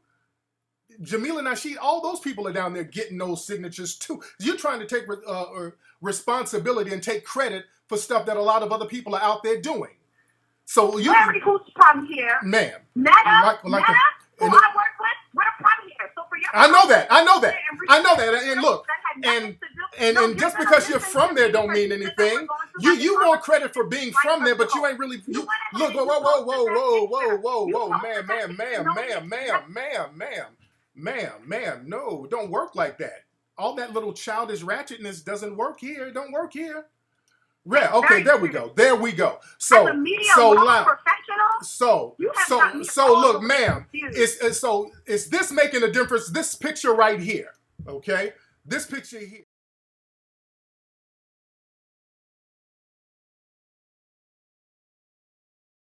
Ma'am, why y'all putting up fuck you selfies at a march for Mike Brown? Why are you doing that? Do you see my middle finger up? This is you and I on the phone now. I'm responsible for self, okay? Oh, so it's like, so do you agree with your friends? So do you agree with all the people around you putting up a fuck you finger? Do you agree with, I did not notice that until after the picture was posted. So you didn't know they were doing that? So you didn't know. So you whoa, ma'am. No, so she just said she didn't know that they were doing the fuck you sign. You don't know that, and you're taking a selfie. The camera's turned around. You can see what people are taking. You're taking a selfie, young lady. On the There you go. Like there you go. There you go. time. All right, there we go. So like I said, so you didn't know. You saying that you don't know. Ma'am, you guys are out there being very childish and immature, and that's disrespecting. That's disrespecting Mike. That's, ma'am, you don't even know what that means, ma'am. You don't know what that means. You don't know what that means, ma'am. Okay, ma'am. Using the word misogynist over and over, you don't know what it means. You're using it out of context. You're immature. You're misrepresenting the people of Ferguson. They don't need that ratchetness out there. You're out there playing around. Y'all out there twerking. Y'all out there acting silly. They don't need that. So don't call for me. Don't put my name in the mix and your shit ain't right. You understand? Ma'am, ma'am, you said, hold on. Let me, ma'am, you're not going to bogart. This is not the ratchet hour, ma'am. This is not the ratchet hour. You're not going to call up and go on a ratchet emotional rant and you're out there in Ferguson acting goofy and silly. Trying to troll me, and I'm putting money out there in the game. That's provable. I want you, if you're putting all this money and you done raised all this money, where? You just running your mouth. You ain't raised nothing. You can't prove anything. You're just out there marching, singing, twerking. You haven't done anything. You haven't done anything tangible. Yes, I'm calling you out because Ferguson, they don't need that. They need economic empowerment. There you go. Now, you still running your mouth, ma'am. No. They need economic empowerment. Ma'am, because you're just not going to, this is the Tariq Elite Show. Because you're not going to act ratchet on my show. Ma'am, you're not going to act ratchet on my show, young lady. That's not going to, okay. Anyway, like I said, the people in Ferguson, they're good people down there. And then, you know what, when I went to Ferguson, there were some very intelligent brothers and sisters down there. And that's the problem. You got these people trying to misrepresent those good brothers and sisters down there. I met some very sharp brothers and sisters down there in Ferguson. They're not the ones who represent Ferguson. Like the young lady called up and she said, man, that's why I left St. Louis. I met some real good, smart, thorough brothers and sisters down there. They don't represent them whatsoever, man. Truth be told. Truth be told. Let's see what, is she still running her mouth? There you go. All right, ma'am. Ma'am, are you still here, ma'am? Are you still here? Or are you still black? Yeah, ma'am. So like I said, I'm not going to let you go on a childish rant. My thing is this. What type of tangible solutions do you have for Ferguson? Because trolling and yelling around like an emotional kid, that's not it. You guys need to do better if you're going to represent that area. Sir, how about I tell you this? We won't be in contact with you. You don't need to be. You definitely won't be in contact with me. I do things that work. I do things that work, ma'am. I do things that work. I do things that work, ma'am. I don't go to marches or prayer vigils. I do things that work. I don't go to marches or prayer vigils, ma'am. There you go. She hung up the phone. There you go. You damn sure won't be in touch with me. I don't do prayer vigils. I don't do marches or prayer vigils. I'm all about economic empowerment. I'm a check writer. I'm from the school of money talk, bullshit walks. You dig? This is what we have down here. We have grown children. We have babies trying to do grown things. This is why we need to leave these children by the wayside so we can handle grown folks' business. Do you want that emotional person ranting, representing you? Come on. What's up? Who's calling?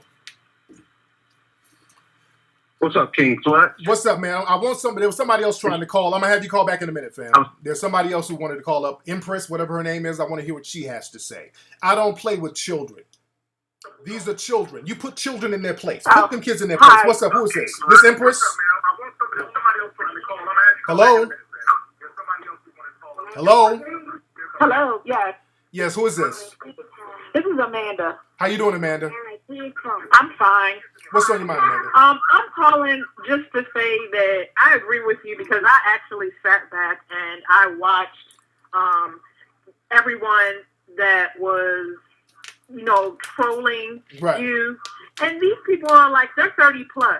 And I think that it's utterly ridiculous the way that they act. Like, I'm ashamed. Like, I'm 30. And I'm like, well, first of all, whether you're misogynistic or whatever it is, right? You don't have to support black women. You don't have to support black people on Twitter or anything because you don't know them. Right. Right, and that's a common. Like the right side is raising money leaps and heads and bounds of us, right. And some of them may not like each other, but guess what? They're working together to get stuff done.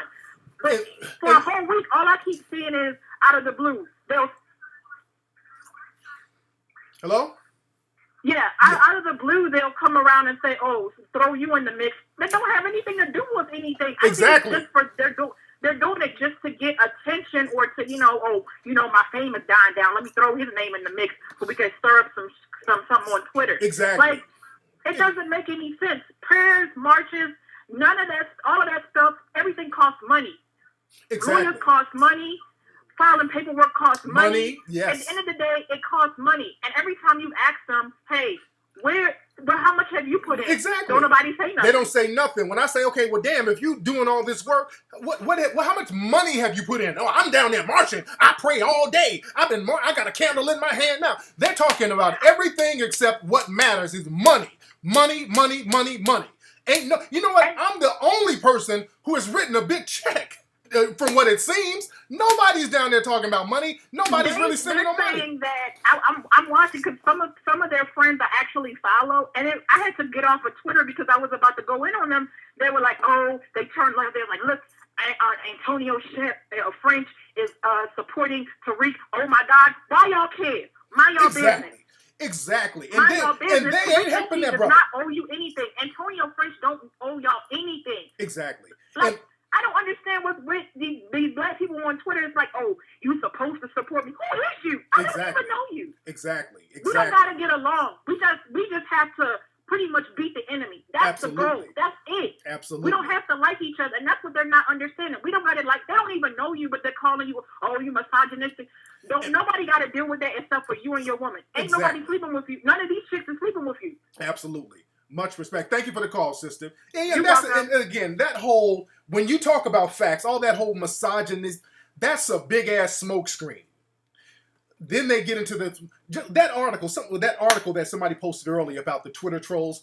They start going into the whole misogyny. If you say something they don't like, you're a misogynist.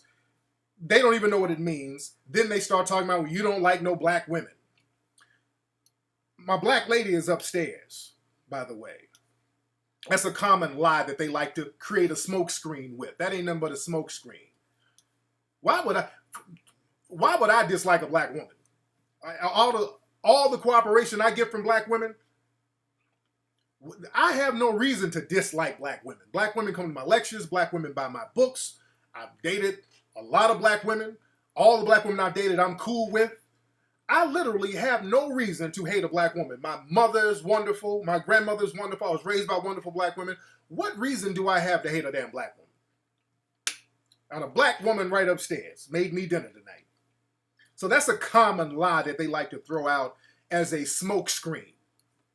Because when you criticize them, they try to pretend that they're representing for all black women.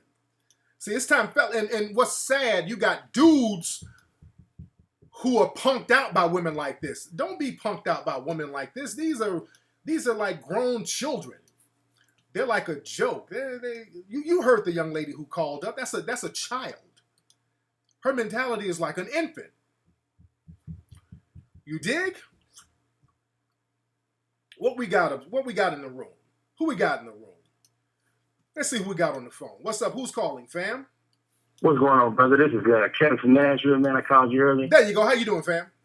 Man, I'm pretty good, brother. I had a question, man. I wanted to know how you felt about Umar Johnson, man. The brother was just here, and he was discussing the Frederick Douglass Marcus Garvey Academy, man. Yes. I wanted to know how you felt about that, man, and if you were part of the team that was supporting that. Man, not only that, I've already sent the brother money for the school, and when they get shit running, I'm sending a nice big sizable donation. So I'm already putting money in the game on that. I've already sent my check in. Oh yeah. So I'm holding Umar down for whatever he does. I got that brother held down, and I'm his biggest that's a real brother right there, man. That's a real good brother, man. We're out here doing things. We're not in the praying business. My man And my man, what's funny, when Umar started getting the funding for the school, some of these trolls started hating on him They started writing articles. That's ridiculous. Yeah, they started. I think the problem is people ain't peeping the message. Yeah. You know, they got their own idea about what's really going on, man. But it's really one clear message, man. Yeah. And it's we do not have an economic base, and we do not have a support system. We do not have a community. And that's Absolutely. what we need to develop. Absolutely. People are missing that. Real talk, man. Thanks for the call. Man, the name of the game right now, man, bullshit time is over. The name of the game is economic empowerment. Is Kill Bill trolling in here? Kill Bill. You said Peanut is a black woman. Look and consider. Okay. Kill Bill, you got to get out of here. Now, you just acting goofy, dude. And I see you on Twitter, Kill Bill. You're another one of those little moist dude trolls. And if you got something to say, call up. Don't call up. Okay. Don't tweet and text and all that shit. What's up? Who's calling? What's up? Who's calling? Oh, sorry. I'm listening to you on my internet. I was trying to figure out who you were. Yeah. My apologies. There you go. What's going on? Not much, sir. I got a question for you. Go ahead. Basically, I understand how we're supposed to have group economics and everything. Yes. But when I look at the world and I look at Russia and China and what they're doing with their dollar, with the Russian ruble and their Chinese yen, I see that they're bypassing the petrodollar a lot. And the petrodollar is actually falling a lot. And by us economically empowering ourselves through the American dollar, when that dollar falls, will we be caught into that, that threshold of it falling as well too, while we're trying to build up our communities as well? Will that push us further back if the dollar was to fall? If that's the case, well, look, get your money together and trade it in for gold. You dig? Okay. Because, there's all types of things of monetary value if you're going to look at it from that perspective. But the thing is, man, to me, that's almost like a cop-out. It's like, well, I might as well stay broke because if I get money, the dollar's going to crash and then I'll be broke again. So I might as well stay broke. Fuck all that. That's a cop-out. Get you some money. If you think the dollar's going to crash, find out whatever currency is going to be hot in the next 10 years and then convert the money into that. You can convert your money into anything you want to convert it in. Get you bricks of gold. Gold never goes out of style. Just get something. No, I'm definitely agreeing with you. I'm definitely agreeing with you on that. But I'm just saying for cats who will use that as an excuse, just get something of monetary value and practice group economics. Thanks for the call. Yes, indeed. Yes, indeed. Yes, indeed. People are clowning. The girl who called up, people are clowning her on Twitter right now, as they should. As they should. They're clowning her on Twitter, as they should.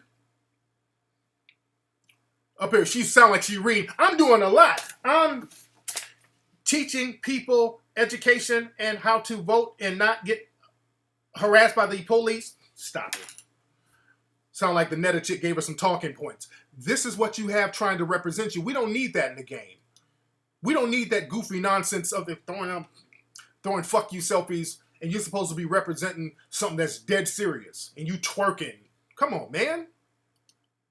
We got to stop playing games with this. What's up? Who's calling?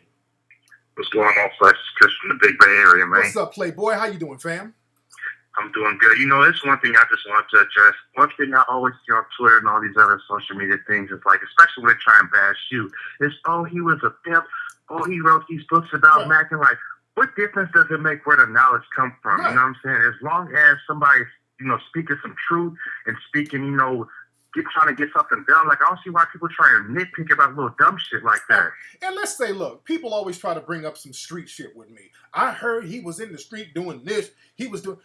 Look, okay, if I was doing some street shit, what does that say about you so-called fake Rosa Parks ass wannabe leaders out here where the street nigga can get more money organized, the street nigga can get more films and people educated than you? What does that say about you? You know what I'm saying? Thank you very much. Man. Thank you very much. Real talk, man. But thanks for the call, fam. No problem. Yeah, if I'm all this street nigga, ratchet, whatever, and I'm getting more done than you, that says a lot about your leadership.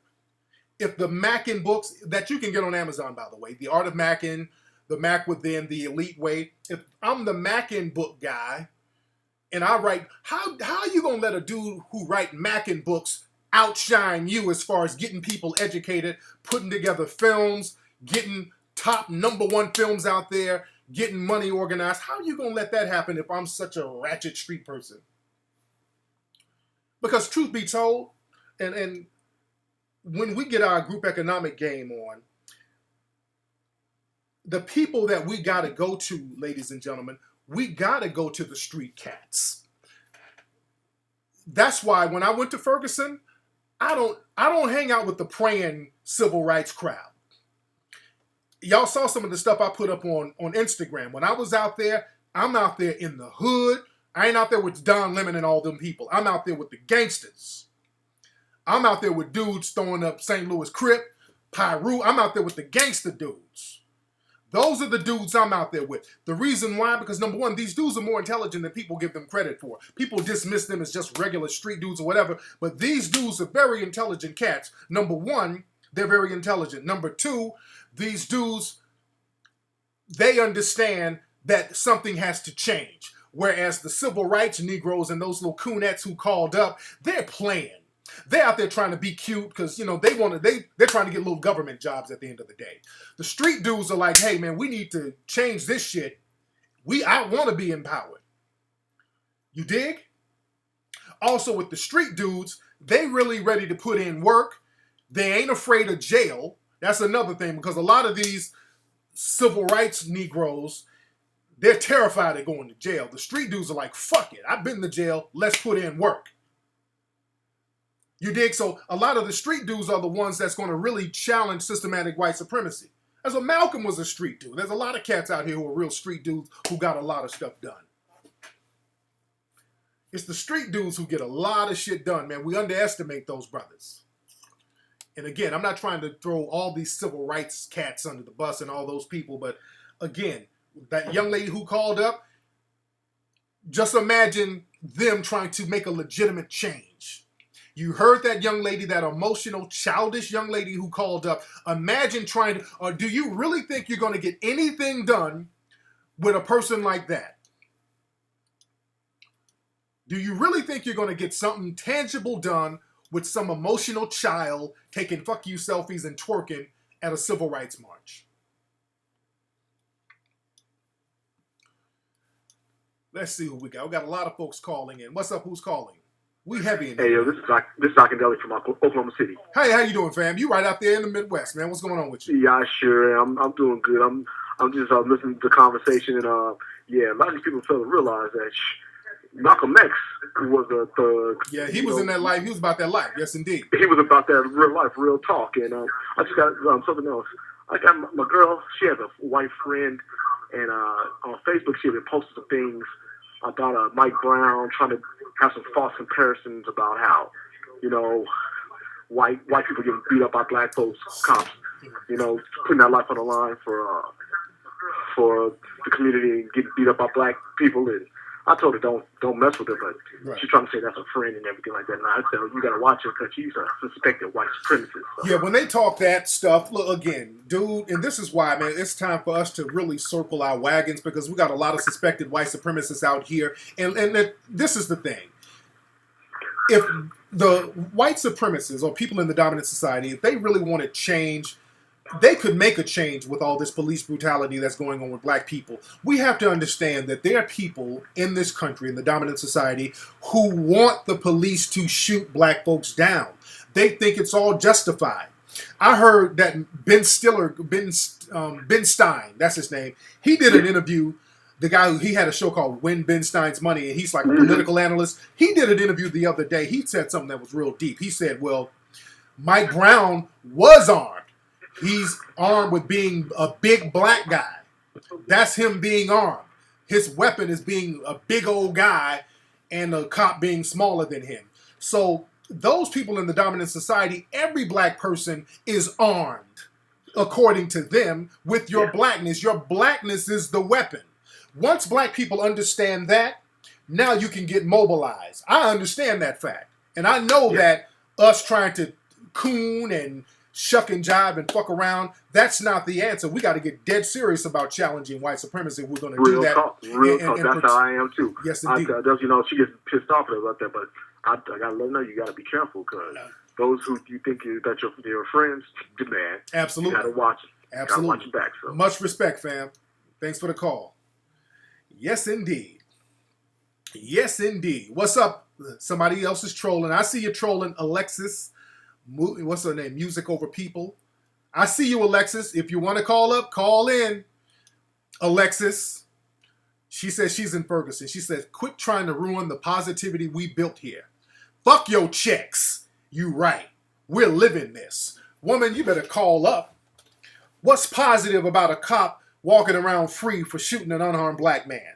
What positivity? The fuck you talking about? This is a person who says she's in Ferguson. I'm talking to you, whatever your name, Alexis. What positivity? Get something done, then talk about positivity. Black folks are always looking for a reason to party. There is no positivity when a cop is still free and everybody is still economically deprived. That's Negro talk. This is a tweet I just got. Let me retweet it. Y'all follow me on Twitter. This is the sick mentality, that slave mentality that we have out here right now. A woman from Ferguson, Tariq, you're trying to ruin the positivity we built here. There's a cop free as a bird. Buildings are burned down. No economic base. And she's talking about positivity. Come on, dude.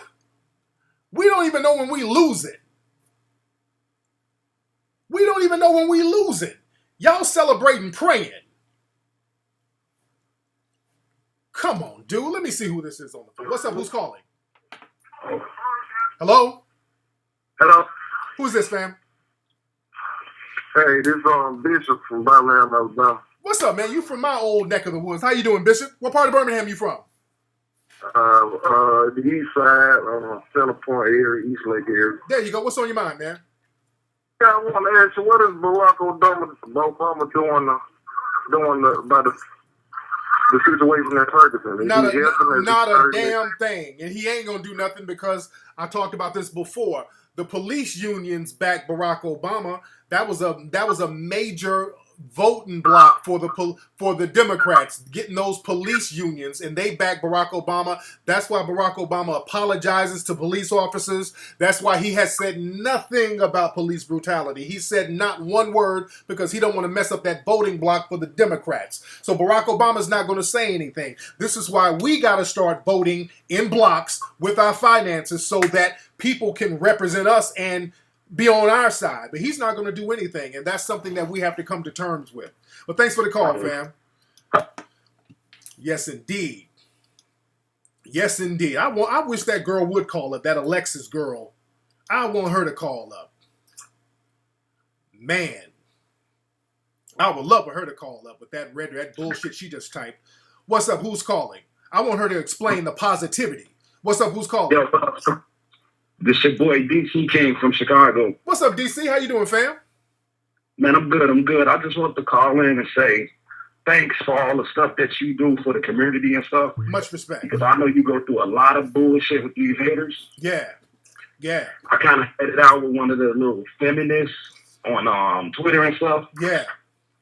And like, I didn't even say a lot of things to her. She accused me of harassing her and all this bullshit. Oh, they love doing that. They say something crazy and you say, hey, what are you talking about? You're harassing me. They're children. These people are children on Twitter, man. You don't take them seriously, dude. Thanks for the call, fam. Yes, indeed. Again, we got children out here trying to lead movements. That's the problem. What's up? Who's calling? All right. That's a major problem. You got children out here trying to lead stuff. What's up? Who's calling? Yo. Hello. Okay, people calling up and scared to talk. And that's what a troll is. Troll is usually scared to really talk sensible. And if they do, what's up? I'm gonna have you call back in a minute. And if a troll does muster up some strength to call up, they try to yell their bullshit out real quickly so you can't call them out. What's up? Who's calling? Okay. People, brother, y'all phone game got to be in order. All right, y'all phone game has to be in order. Who's calling? Hello? I'm gonna have you call back, man. I wanted some of those people from Twitter to call up.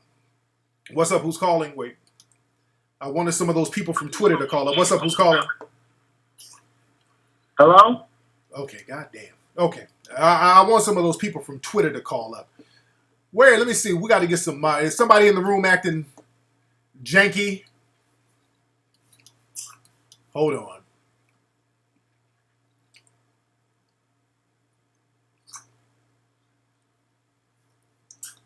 Let me see. We got a lot of folks. We heavy in the room. We're heavy in the room.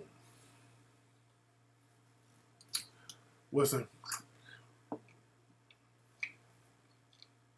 So somebody put a bounty on my address. Oh, nigga, I'll give you that. Nigga, come to my office. My office is in the valley. I welcome you. I wish a motherfucker would run up on me. If you find it, put it on out there. I wish a motherfucker. I want you to run up on me. Shit. To put a bounty on my address. I want you to come run up on me. Shit. If you got it going on like that, nigga, I want you to do that. I want you to be about that life. Roland Martin is cool. Roland Martin is cool. Roland Martin is cool.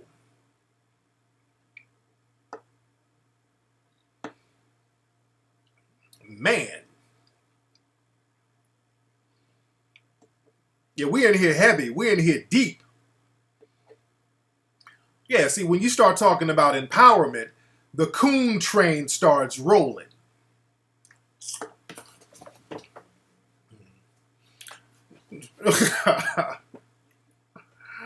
Nigga, I ain't Crispy Sotomayor. I ain't gonna call the cops on you. Run up on me. I ain't Crispy Sotomayor. You run up on me. I welcome that.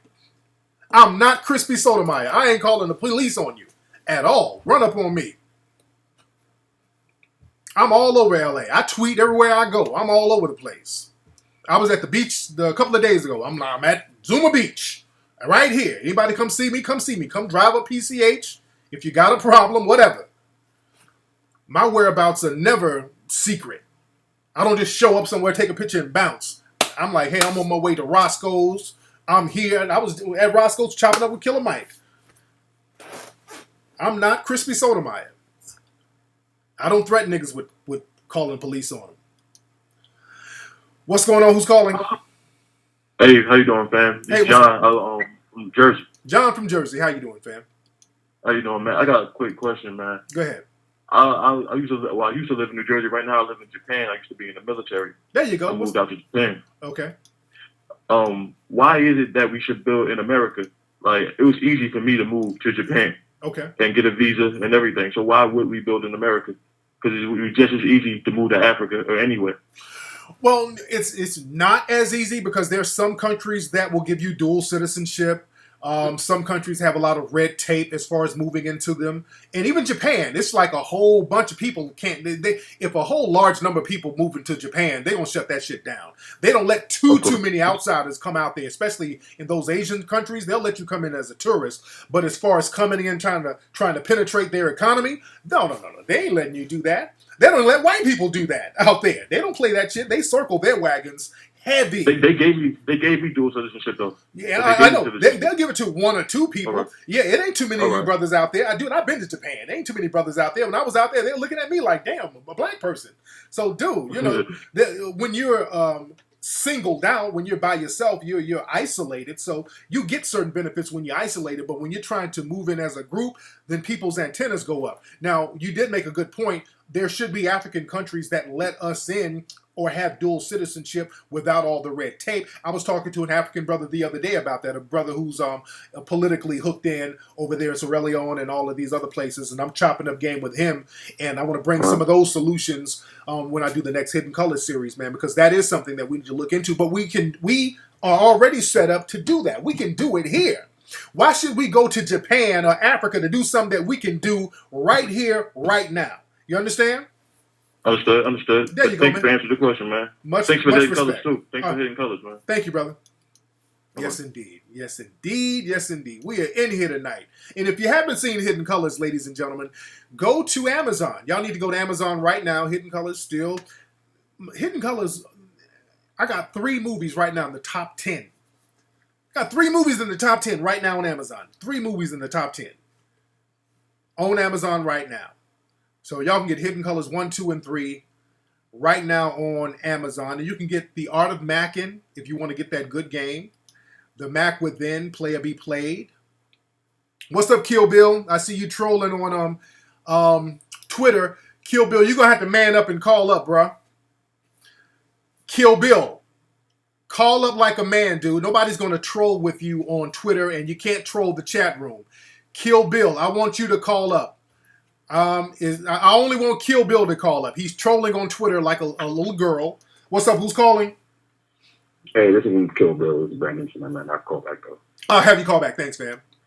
Okay, I want Kill Bill. I banned him out of the chat room because he was trolling like a girl. I want Kill Bill to call up. What's up? Who's calling? It's Hakeem. What's going on from Philadelphia? Hey, Hakeem, I'm going to have you call back in a minute, all right? Wait, is this Hakeem from Black and Nobel? What do you say? Is this Hakeem from Black and Nobel? No. Okay, I'll have you call back. All right. Shout out to Black and Nobel bookstore out there in Philly. They sell Hidden Colors and Hidden Colors 3 and all that. Shout out to them. See, that's what I'm talking about. What up, man? It's Q from New York. Hey, Q, I'm going to have you call back, man. I want Kill Bill to call up. I want Kill Bill to call up. What's up? Who's calling? Hello? Hello? All right. Let me see. I want Kill Bill to call up. What's up? Who's calling? Hey, Tariq. It's Alante from Inglewood. What's up, man? How you doing, fam? Hey, this is my 3rd week getting through. I think I need to play the lottery, man. Yeah, you know. What's going on in the wood, man? Couple quick things. One thing that they're not talking about in the media is the black culture towards cops. Yeah. We have an unwritten code of conduct in how we approach cops. Right. Totally different.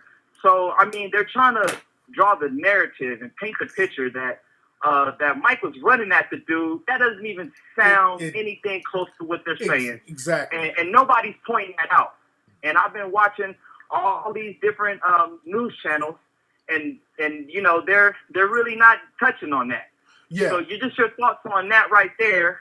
And you was in my city. I go there at Roscoe's all the time. I didn't get to holler at you. Yes. But next time you're in Inglewood, I'm going to hit you up on Twitter. No doubt, man. I'm always in Inglewood, man. I'm always out there, man. So I got to holler at the fam, man. Much respect. Thanks for the call.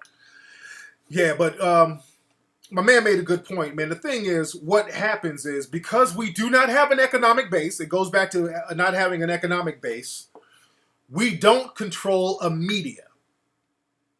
And the thing is, when you don't have economics, you don't have a media. Those who do have an economic base, those who control their own media, they can create the narrative they want to create.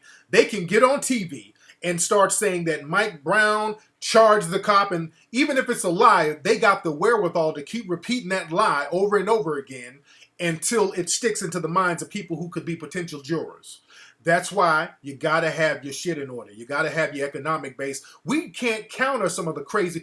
If you look at Fox News, they're talking crazy about black people now. I mean, they've always talked crazy about black people, but it's gotten worse. And we have nothing to respond with on a national media level. The closest thing we have is the Hidden Colors film.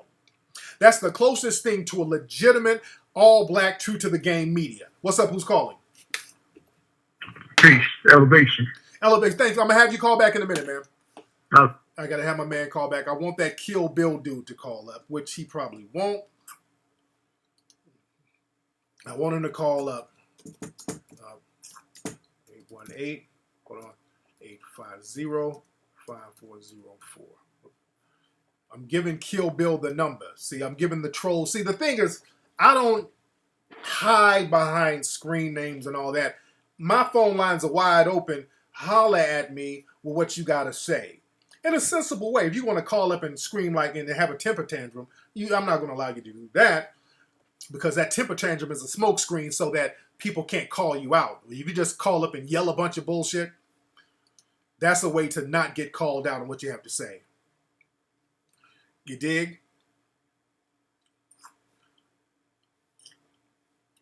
Let's see who we got. What's up? Who's calling? What's up? Who's calling? All right. Let's see who we got. Waiting on people to call up. I see you, Sweet Jones. We got some fake Twitter outrage. Some girl named Sweet Jones said he made it a point to drag a young woman who's been in Ferguson. She dragged herself. That woman called up on my show and dragged herself. What's up? Who's calling?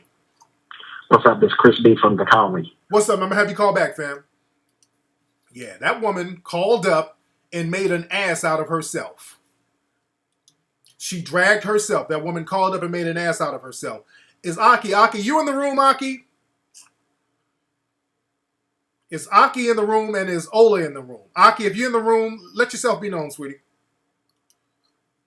Yeah, everybody, if you don't have Hidden Colors 1, 2, and 3, go to you can go to Hidden Colors or you can go to Amazon.com. You can get that now, by the way. Kill Bill ain't calling in. Ola, there you go. I see Ola in the house. Let me make Ola a mod. I modded Ola. Where is Aki? I want to make Aki a mod too. Who is this person? Keep going. Hello, who is this? Who is this? Hello? Okay, nigga keep calling up, not saying nothing. Oh, I'm going to call his ass back for not saying nothing. All right. I want Kill Bill to call up. Ola's here today. So there's Aki. There's Aki right there. Everybody say what's up to Miss Aki, y'all. Y'all shout out Miss Aki. All right, Aki and Ola are mods right now.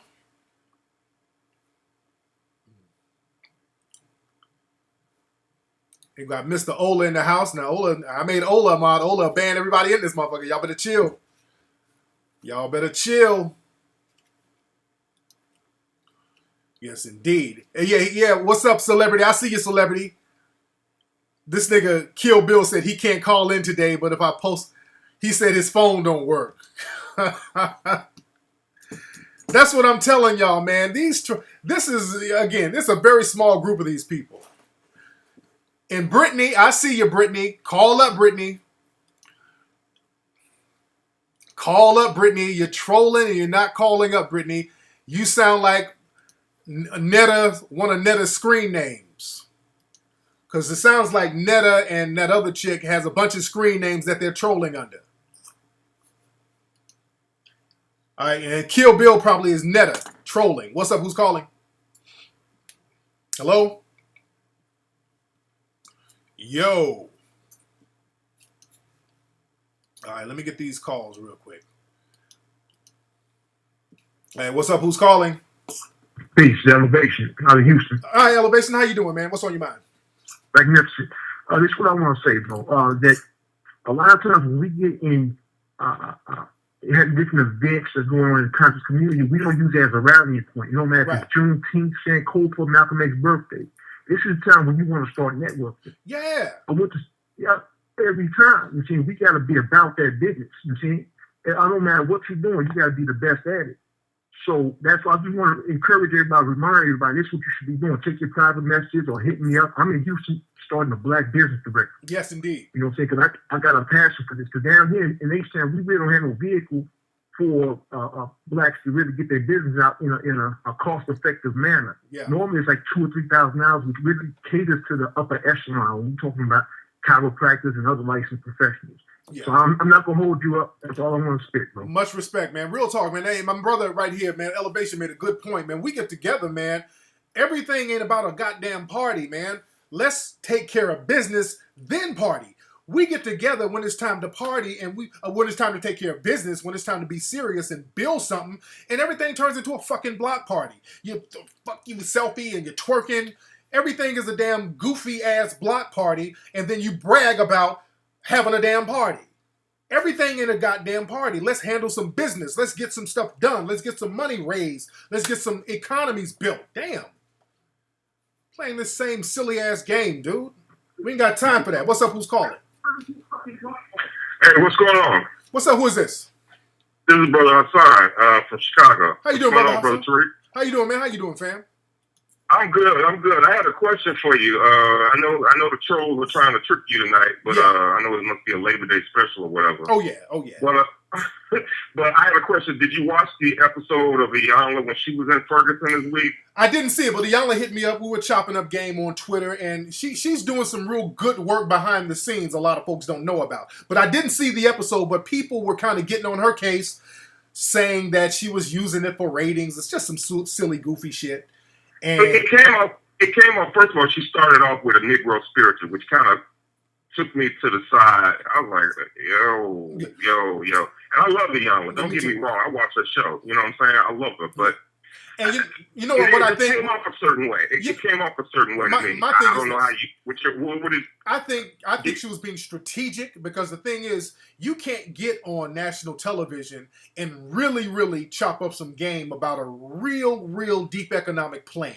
That's just not going to happen. You can't get on TV and say, "Hey, look, we need to get the white people out of office who's sabotaging." They're not. They'll cut your shit off. She knows that. You just got to be very real on that. Even when I was on CNN a couple of weeks ago, I wanted to get deep about some shit. They cut me off because they saw I was about to get deep. They cut my ass off so fast. So that's just how it is. But I know for a fact behind the scenes, Iyanla got feet on the ground and she's doing some real thorough work behind the scenes. But she's playing chess, and I ain't mad at it. And I pop my collar to Sister Iyanla, and she's doing more than some of these other trolls. I will give her that. You feel me? Right. Okay. Well, that makes me feel a lot better there. Yes, that makes indeed. me feel a lot better. Much respect. Yeah, that's cool. Thanks. All right, man. Yeah, Iyanla's the truth, brother. Iyanla's the truth. You know, she does the singing and the kumbaya in front in front of the camera. Behind the scenes, she's about the business. So she's doing the right thing. Iyanla's definitely doing the right thing. Brittany. Now I got somebody Brittany trolling. Brittany, I see you, Brittany. You're trolling my Twitter. Brittany, feel free to call up. She said, if I don't apologize to the young women I targeted, Brittany, call up. The number is 818-850-5404. Call up. Don't troll. I'm not even addressing that. You better call up if you believe that. Call up with it. What's up? Who's calling? Yeah, what's good, brother? This is G. Hey, how you doing, G? What's going on with you? Everything good, man. Yeah, you know what I'm saying? I just had a question about like people that's watching Hidden Colors 3 and everything. Like I try to refer them to the DVD and everything. Right. And one thing that I noticed is that they absorbed it, but they weren't able to like take it on and carry on. So I wanted to know, like, after watching the DVD, how do you think proactively people are able to like proactively move on from it? And that's the thing. See, the thing is, I don't want people, and because people, they want me to do another one right away, and I'm not doing another Hidden Colors right away until people act on the things we've talked about in the first three. Because we have very specific solutions that all we have to do is just get up and do them. But see, black people look at Hidden Colors, not all black people, but a lot of black people will look at it and kind of be entertained, and that's not the goal. This is a blueprint. Now, there are a lot of black people who watch Hidden Colors and they went out and started businesses. They went out and started their own schools. So there are people acting on it, but we just need to keep getting it out, keep watching it again and again, and speak it into people so we can all get the picture and just start acting on it. So it's just going to have to be an individual thing. When each individual starts acting on it and we start linking up with those individuals, even if we have a small group of people, we can still be effective. So we just need to link up with people who are serious and get away from people who just want to party and be ratchet at marches and play games with this thing. Because white supremacy is not nothing that we should play with. But thanks for the call. Got it. Yes, indeed. Yes, indeed. Yes, indeed. But like I said, if you watch Hidden Colors, man, it's going to definitely change your life. Hidden Colors is definitely going to change your life. And my thing is this. When I talk about something, you know, I back it up. I try to be about whatever I talk about. And when I talk about empowerment, I'm going to put my money where my mouth is. I don't talk about shit and don't do it. That's just not how I get down. If some of these trolls feel like I'm taking their shine by doing that, well, so be it. That means you got to step your game up. And there are people... Oh, who is this? People in LA for a bust this weekend. Okay, what is this Alexis person talking about? Alexis, what are you talking about? Because I've already been to Ferguson, y'all, so y'all can stop with the whole, how come I'm not in Ferguson? I went to Ferguson, all right? I already went down there. I went down there, made an assessment of what needs to be done, came back, regrouped, and started to work on getting something tangible done. You dig? I've done things that are tangible.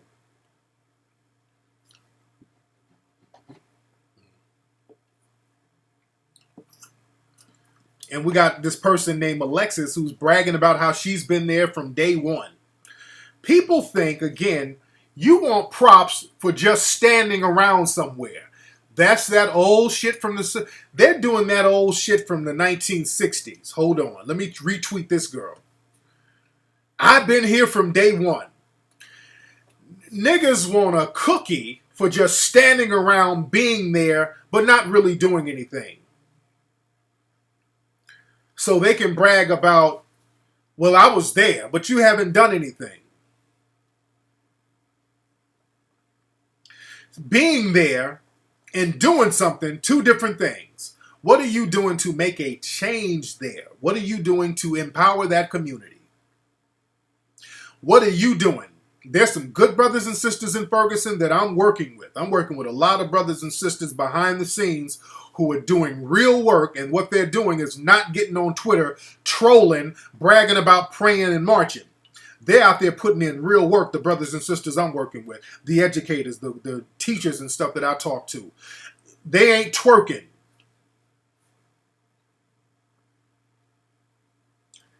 You dig? That's what it is. What's up? Who's calling? Hey, Tariq, it's Afro-Canadian. How are you? Hey, how are you, young lady? I'm good. Oh, what's up? I just wanted to point out. Go ahead. Hello? Go ahead. I just wanted to point out all those people in Ferguson who are constantly getting on you about just talking about the progression and what we actually need to do. They're not really for the Black community, because if they really were about it, they would be trying to go behind closed doors with you and trying to think of ways of how we can make the situation better, rather than just calling you out, saying what they've done and what their contributions were, which I think is pretty minimum in that case. But yeah. I just wanted to call out, people shouldn't be just making all these comments and just putting you under the bus when instead they should be coming together, because that's what the other dominant society wants you to do. They do want you to attack each other. And absolutely. That's not something that we should be doing. Real talk. Much respect, sister. That's real talk. My thing is just being there. What are you doing to empower yourself? I've been to Ferguson. Ferguson needs one thing: economic empowerment. Brothers and sisters don't really own nothing out there. I went out there, Arabs, Asians, everybody else own all the businesses. The police are protecting the businesses owned by other people. And the Black people out there just struggling. This is the reason why they can come into your community and shoot you. Do you understand that, family? The reason why they can go into Black economic deprived areas and kill you at will is because you don't have an economic base to protect yourself. When you don't have an economic base, you are weak. Marching and singing does not make you strong economically. That's not stopping them from coming in and killing you. Shout out to the brothers out there who kicked up dust, because it was the brothers out there rioting that created a pushback and international attention. That's who I give a lot of the props to. The brothers out there in the streets. That's why when I went out there, I didn't want nothing to do with them fake-ass civil rights Negroes. I went out there to the brothers and sisters who are out there in the streets. I ain't talking about brothers out there trying to take photo ops and all that old stuff and trying to be cute with snatch for justice swag and all that old silly goofy shit. I'm out there with brothers with masks on and bandanas who are not trying to have their identity shown. I'm out there with them, the brothers who are not trying to be seen, who's trying to put in work. Because those are the people who's going to make a change.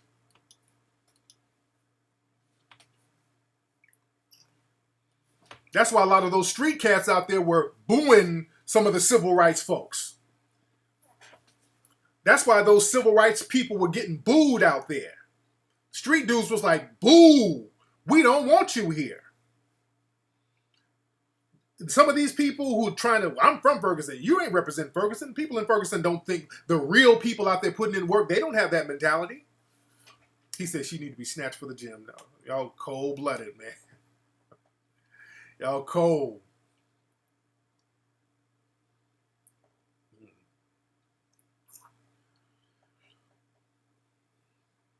Man. Dude, I'm telling you, I'm talking to high-ranking politicians out there. They're telling me, hey, Tariq, man, my colleagues are bootlicking Negroes. The politicians in Ferguson are telling me this. Hey, Tariq, man, we got a lot of work because there's a lot of people on these city councils, the black people who are in these political positions, they are bootlicking. They ain't really trying to create a change. They don't want to lose their jobs. They're just happy to get crumbs off the table. Oh, yeah, let me see if Star hit me back. Star never hit me back. Yeah, Star never hit me back. I hit him on Twitter. I hit him in a private message. I wanted to chop up game with him.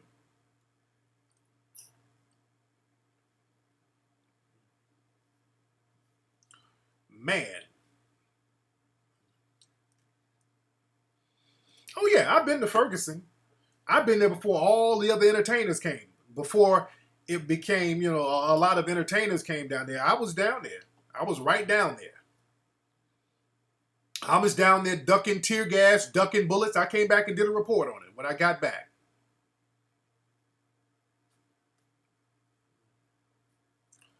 Let's see who we got here. What's up? Who's calling? What's going on? It's Hakeem from Philadelphia. What's up? What's going on with you, Hakeem? Well, I wanted to know with regards to the recall for Mike hashtag. Yes, sir. Has that caught on, as much as you'd like? And then, and then also, what would be the next step? It did catch on. It definitely caught on because a lot of people, a lot of celebrities were tweeting it. A lot of politicians down there in Ferguson were tweeting it. And a lot of people did go because of that hashtag. They did go out and register to vote. And that's what we needed. We want people to register to vote. So they have an election coming, I think, in October or November.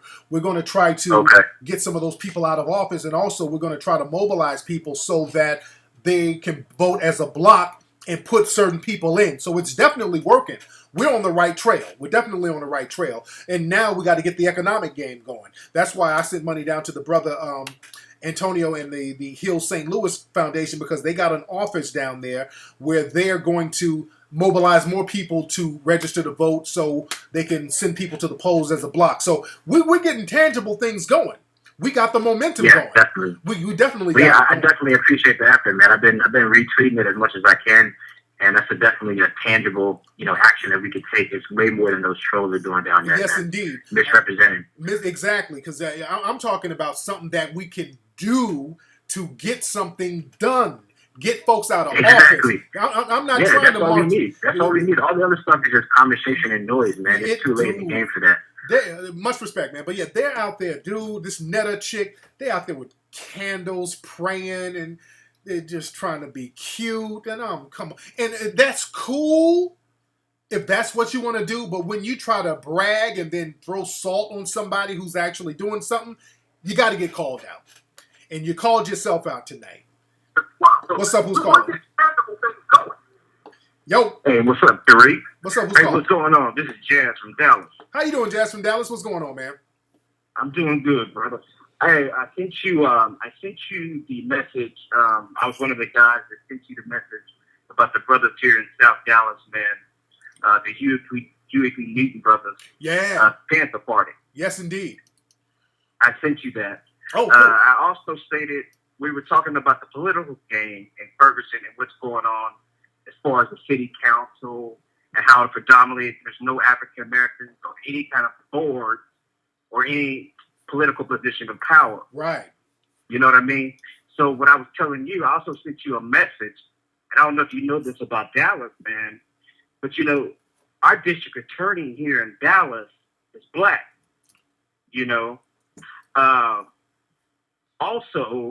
Also, a lot of the police forces here, are black.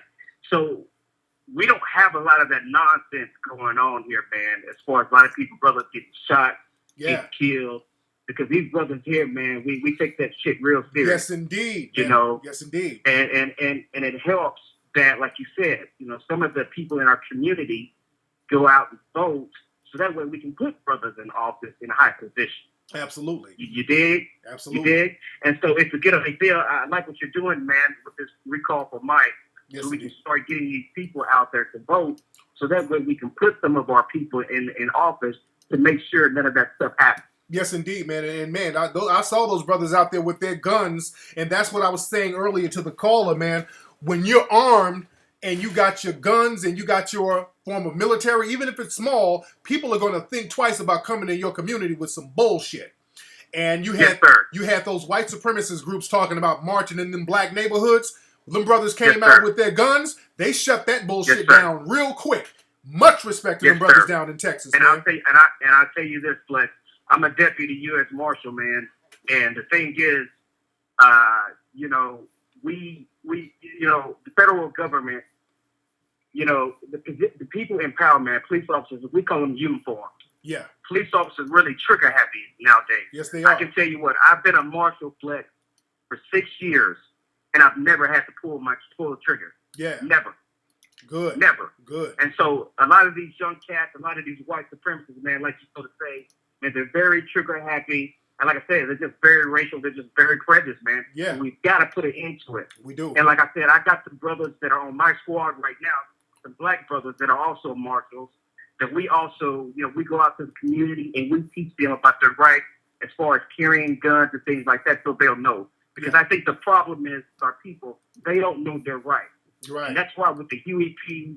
Newton Brothers and Panthers, that's one reason why they did that demonstration. Yeah. Yeah. And man, I take my hat off to them brothers, man. Much respect to them brothers, man. But thank you for the call, man. Yes, Keep it up. indeed. Yes, indeed. Y'all need to follow me on Twitter. My Twitter is at Tariq Nasheed, TariqNasheed. That is my Twitter, ladies and gentlemen. Who is Rhino? What's that?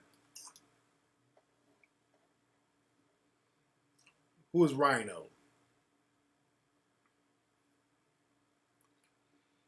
Shout out to St. Louis, man. I got much love for St. Louis, man. Brothers in St. Louis are about that, man.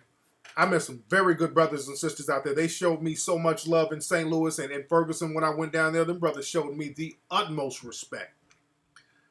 Them brothers and sisters showed me the utmost respect, and they were dead serious about making some changes down there. And I networked and I politicked with some real good brothers and sisters out there. Some brothers and sisters out there who are really, really about putting in work. And I got some footage of some brothers and sisters I filmed too. I got to show y'all. I don't know when I'm gonna show it to you. I don't know what I'm going to do with the footage. But I interviewed some brothers and sisters just to hear what they had to say. They were telling me about some of the stuff that was going down. And I got the utmost respect for those brothers and sisters who really wanted to do something. The problem is what happened down there, because all of the media attention, all of the people who just wanted to get some Twitter props and get some FaceTime in the back of the camera, they started showing up and started making shit real goofy. They started making shit real goofy down there. And that's the problem. They want to align themselves with people who are really doing work and take credit for it. Like that Netta and the girl who called up, they're trying to take credit for getting people registered to vote and all this old stuff. They sound like goofy teenagers. I don't even think they're teenagers. They just act like teenagers. These are like older chicks, but they act like teenagers trying to take credit for stuff that I know other people in the community have been doing. I know people out there with feet on the ground who are serious, who are getting people registered to vote. And we got all these people. No, y'all didn't do nothing. Fuck out of here. Y'all too busy twerking. And Brittany, if this Brittany person, hold on, let me tweet her real quick. Hold on, Britt.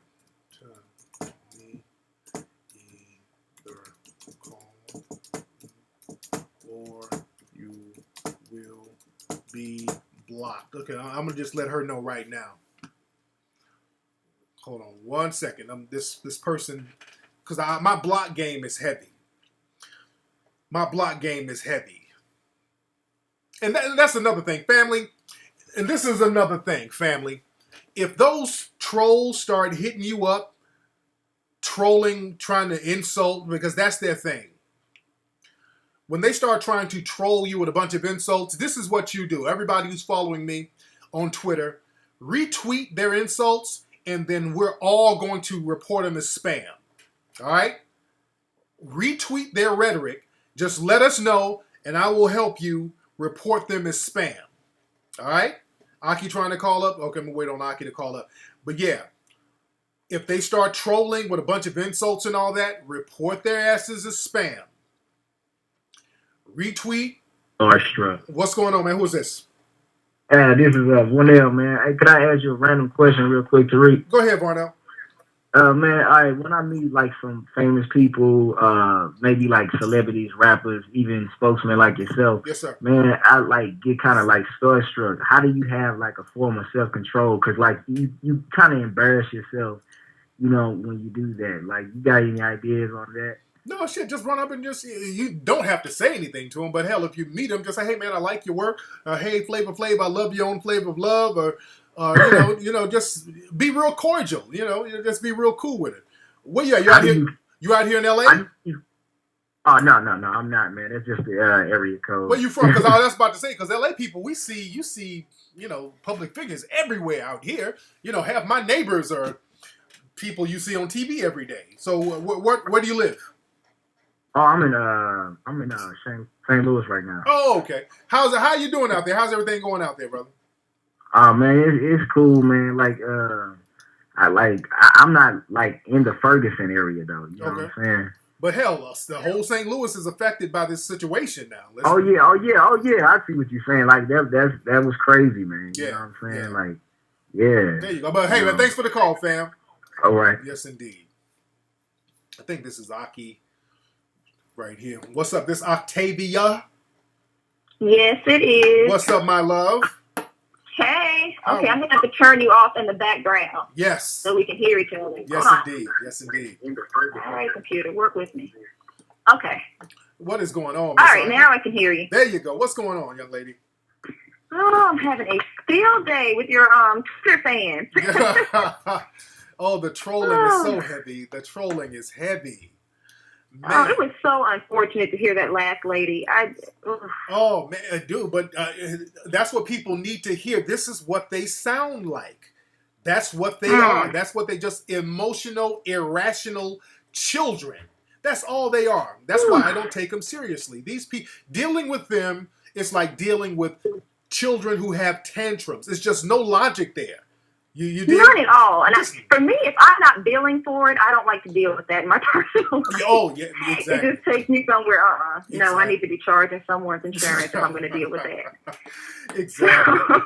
But anyway, for all of your fans who are now trying to Google search my images and prove I'm a real person, yes, I am. Oh, yeah. Yes, I am as fly as I am in my pictures. Yes, so hello, yes, ladies. she is. Yes, I've met Aki. Yes, I've met Aki before.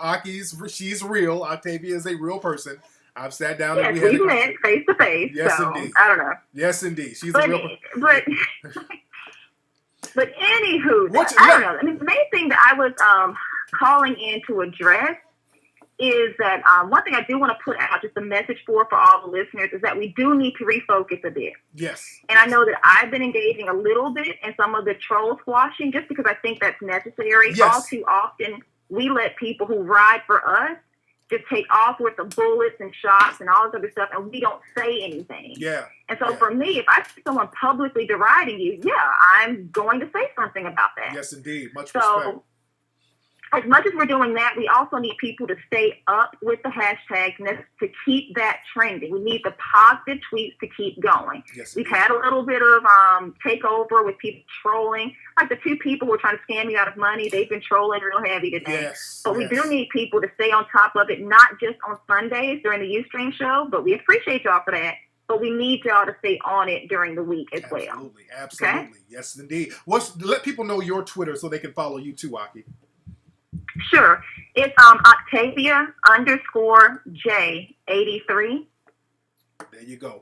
Perfect. And Yeah, put that, Octavia_J83. and put that in the chat room too, so people will see that as well. Yeah, absolutely. But maybe you and I need to talk like kind of off air at some point so we can get the website up and start doing the updates. Yes, indeed. But the main thing is that I need for people to understand that this is going to take time. This is going to actually require getting enough registered voters available, getting the petition legally started, getting the required amount of signatures, and actually having people for them to vote for in a recall. Yes, it makes no sense to go into a recall and not having decent candidates there. So I understand there's a lot of like energy and people really want to help out, but you have to let the process actually take its place, and formal proceedings cannot start until October. Absolutely. Which is not that far away. We need to get the buzz up. Yes, indeed. There you go. Thank you for the call, Aki. Okay. All right. Bye-bye. Aki is absolutely right. And we got to go into who do we need to who we're going to get to vote for, who we're going to vote for. That's the big question. And I've been talking to politicians. That's a big question that I've been talking to some of the politicians down there in Ferguson about. Who do you guys have in mind? And they've let me know some of the people who are going to be running. And my question I've been asking them in private, have we brought an agenda to them? What do we want from them? What are we going to demand from them if we give them our vote?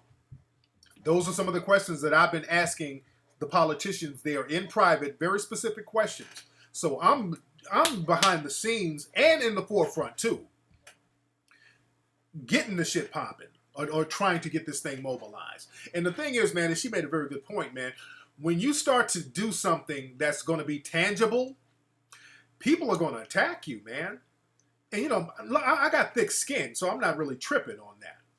You dig what I'm saying? I got thick skin. I can, you know, again, dude, I collected all these troll tears yesterday. And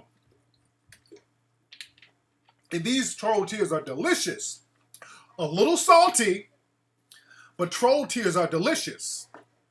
But we do need brothers and sisters on Twitter who can thwart some of that trolling too, because those Coonettes, they got like a little troll squad that they troll in little groups. We need to have our squad to thwart some of that shit. You dig? We need to have our people who can thwart some of that. And we also need some brothers and sisters who are writers. Shout out to the brothers and whoever wrote the article talking about the trolls and all that stuff. But we need brothers and sisters to get our blog game up. That's why I'm getting the Melanoid Nation thing really, really popping too. So that can be a centralized entity that people can kind of conglomerate around. We already got the Facebook page, but I'm going to get an independent website for that so people can get popping on that. And also we're going to get the Recall for Mike website up too. And we're organizing this stuff and getting it together. One thing we're not going to do, we're not just going to march and pray. We can, hey, if you want to pray for strength, let's do that before you leave home. But when I hit the streets, I don't pray in the streets. I pray when I leave and I pray at night when I get home. I need my writers, my brothers and sisters who are writers. We need to chop up game. We need to chop up game. And again, when people start to see real progress being made, it's not a coincidence that these trolls come out of nowhere, family. It's not a coincidence that trolls come out of nowhere. The people are going to start taking shots.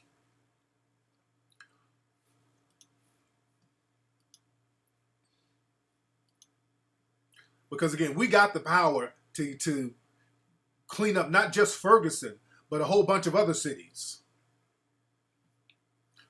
And this Alexis, these people trolling on Twitter, not coming up with solutions.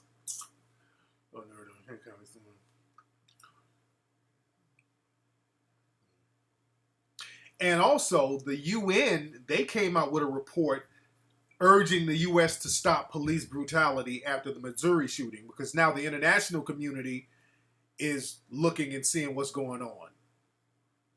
You dig what I'm saying? So that's something that we need to jump on too. We still need to jump on that. We need to jump on that. What's up, Harry Thotter? I see you looking, young man. You can call up, bruh. Talking like a girl on Twitter, and my phone lines are wide open. You got a man up and call up, brother. This is a no flex zone, no trolling. What's up? Who's calling? Hi, Tariq. My name is Anthony. I'm calling from Houston. How you doing, family? What's going on with you? Just had a question. In your heart of hearts, Tariq, do you honestly believe that this whole systematic white supremacy thing is something that we black people can overcome? I mean, there's so many ignorant people out there that kind of go along with it. Yeah. And it's very frustrating for people like me who are serious about getting through it. I mean, what do you feel in 20 years, maybe 10 or 15 years from now? What do you feel, or what do you think black people will be? Well, it just really depends. We got to have a paradigm shift, man. Black people wait till the last minute to really start trying to make a tangible change. Right now it's 2014, and you have black people, sadly, bragging about marching and singing. Marching and singing didn't help us in the 60s. We are the most politically silly people on the planet. We're so politically silly because we think that massa is going to always take care of us. And that's a mentality that a lot of black folks don't want to come to terms with. And it's only a small few of us who really understand the power of doing for self. And that's who we're going to have to focus on. The plantation Negroes, we're going to have to leave them be, brother. That's our problem, is that we're trying to save too many people. I'm not trying to save the plantation Negroes who want to be on the plantation. If you want to twerk and take fuck you selfies at marches and sing and march, I'm good on you. If you want to troll the internet and think that's action, I'm good on you. If you want to be a coon, I'm good on you. I want black people who want to build businesses, who want to build an economic base. The great thing is, my brother, we don't need a whole bunch of black people to get down like that. It could be a very small group of us. As long as we're on the same page, we can get a lot of shit done. And that's who I'm focused on. I'm focused on brothers like you, brothers and sisters like the one in the chat room, people like that who want to build and grow. Shout out to my brother Jason Black, the Black Authority. He raised money for his documentary. This brother almost raised $100,000 for his documentary because this brother keeps his circle real tight. He's good at blocking trolls, getting bullshit people off his website, off his Facebook. He keeps a very tight, progressive circle of people around, and they got money like that in a couple of months. So we need to all think like that. That's the mentality we have to have. Get the right group of people around so we can do the right thing without all the bullshit. You feel me? Thank you so much for your insight. Keep doing what you're doing, man. I really appreciate it. Much respect, fam. Yes, indeed. Yes, indeed. Where's that Harry Thotter dude? I want him to call up. I want some of these moist dudes to call up.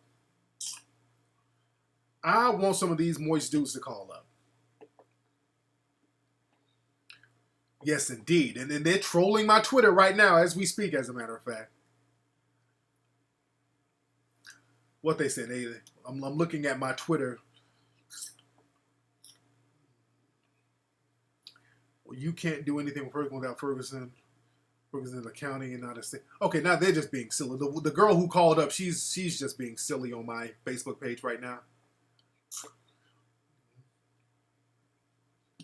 All right, let's see who else we got on the phone. What's up? Who's calling? What's up, Tariq? This is Kareem from Fayetteville, North Carolina. How you doing, man? I'm doing pretty good. What's on your mind? I have a question, basically, because talking about minorities and stuff, not being black. And I'm in a program at Federal State University, which is HBCU, called RISE. It's supposed to help blacks get into PhD programs. Yes. And we're coming up for renewal. And what the director was telling us is they're going to start taking the program from the HBCUs and put them inside the majority schools, because HBCUs ain't giving a good turnouts for blacks to get a PhD. Like, you put them in majority schools, and they also changed the name of them and everything. They're not for minorities anymore. It's for anybody can get in now. Like, why anybody can get inside the program now? Oh, yeah. And, So basically, and truth be told, whites could always get in because white people qualify as minorities, man. Black people have been so tricked with that minority word. We talked about that in Hidden Colors 3.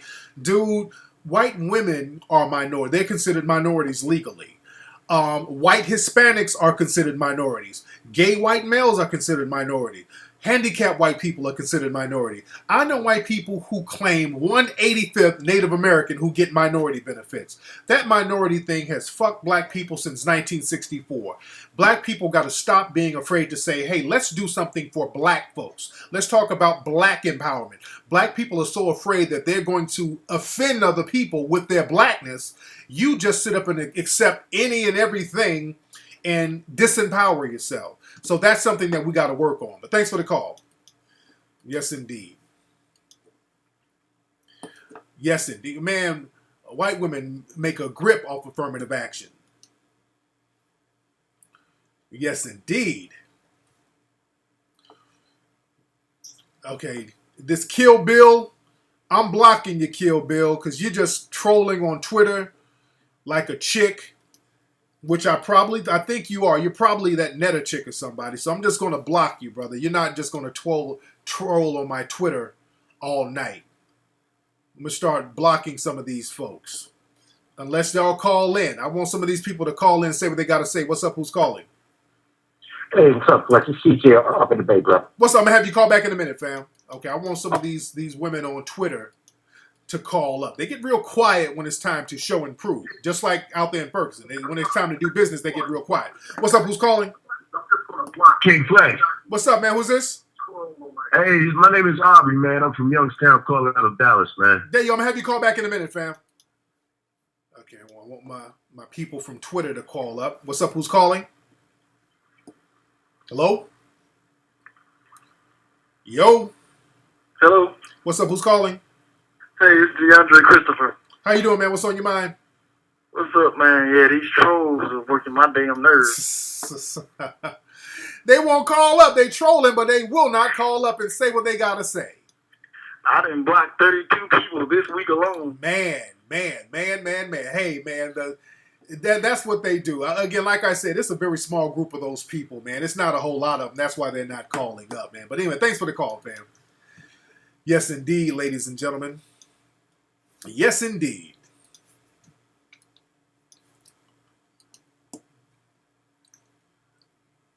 What's up, DeMarcus? How you doing, fam?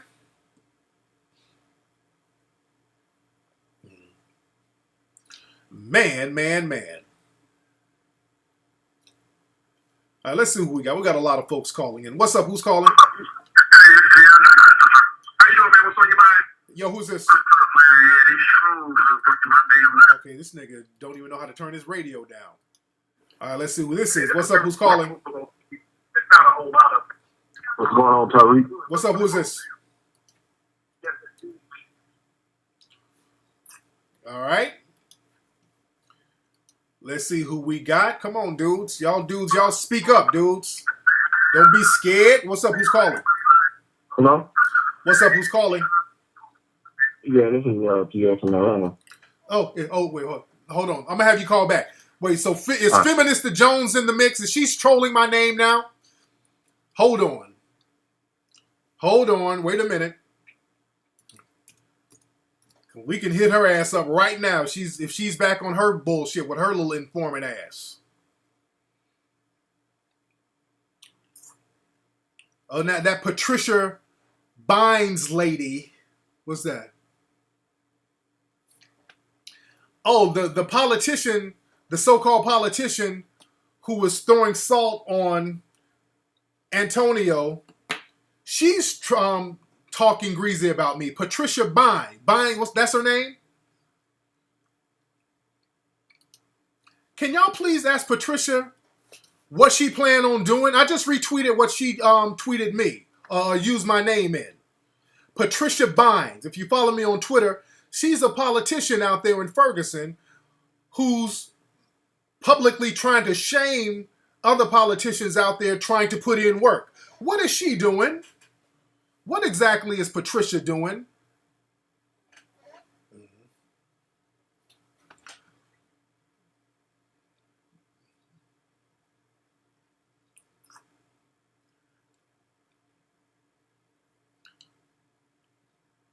Let's see what they're doing. And the phone number again is 818-850-5404. That's the number. What's up? Who's calling? Hi, What's up? Who's this? this is Candace. Hey, Candace, how are you? Good. I just have a question.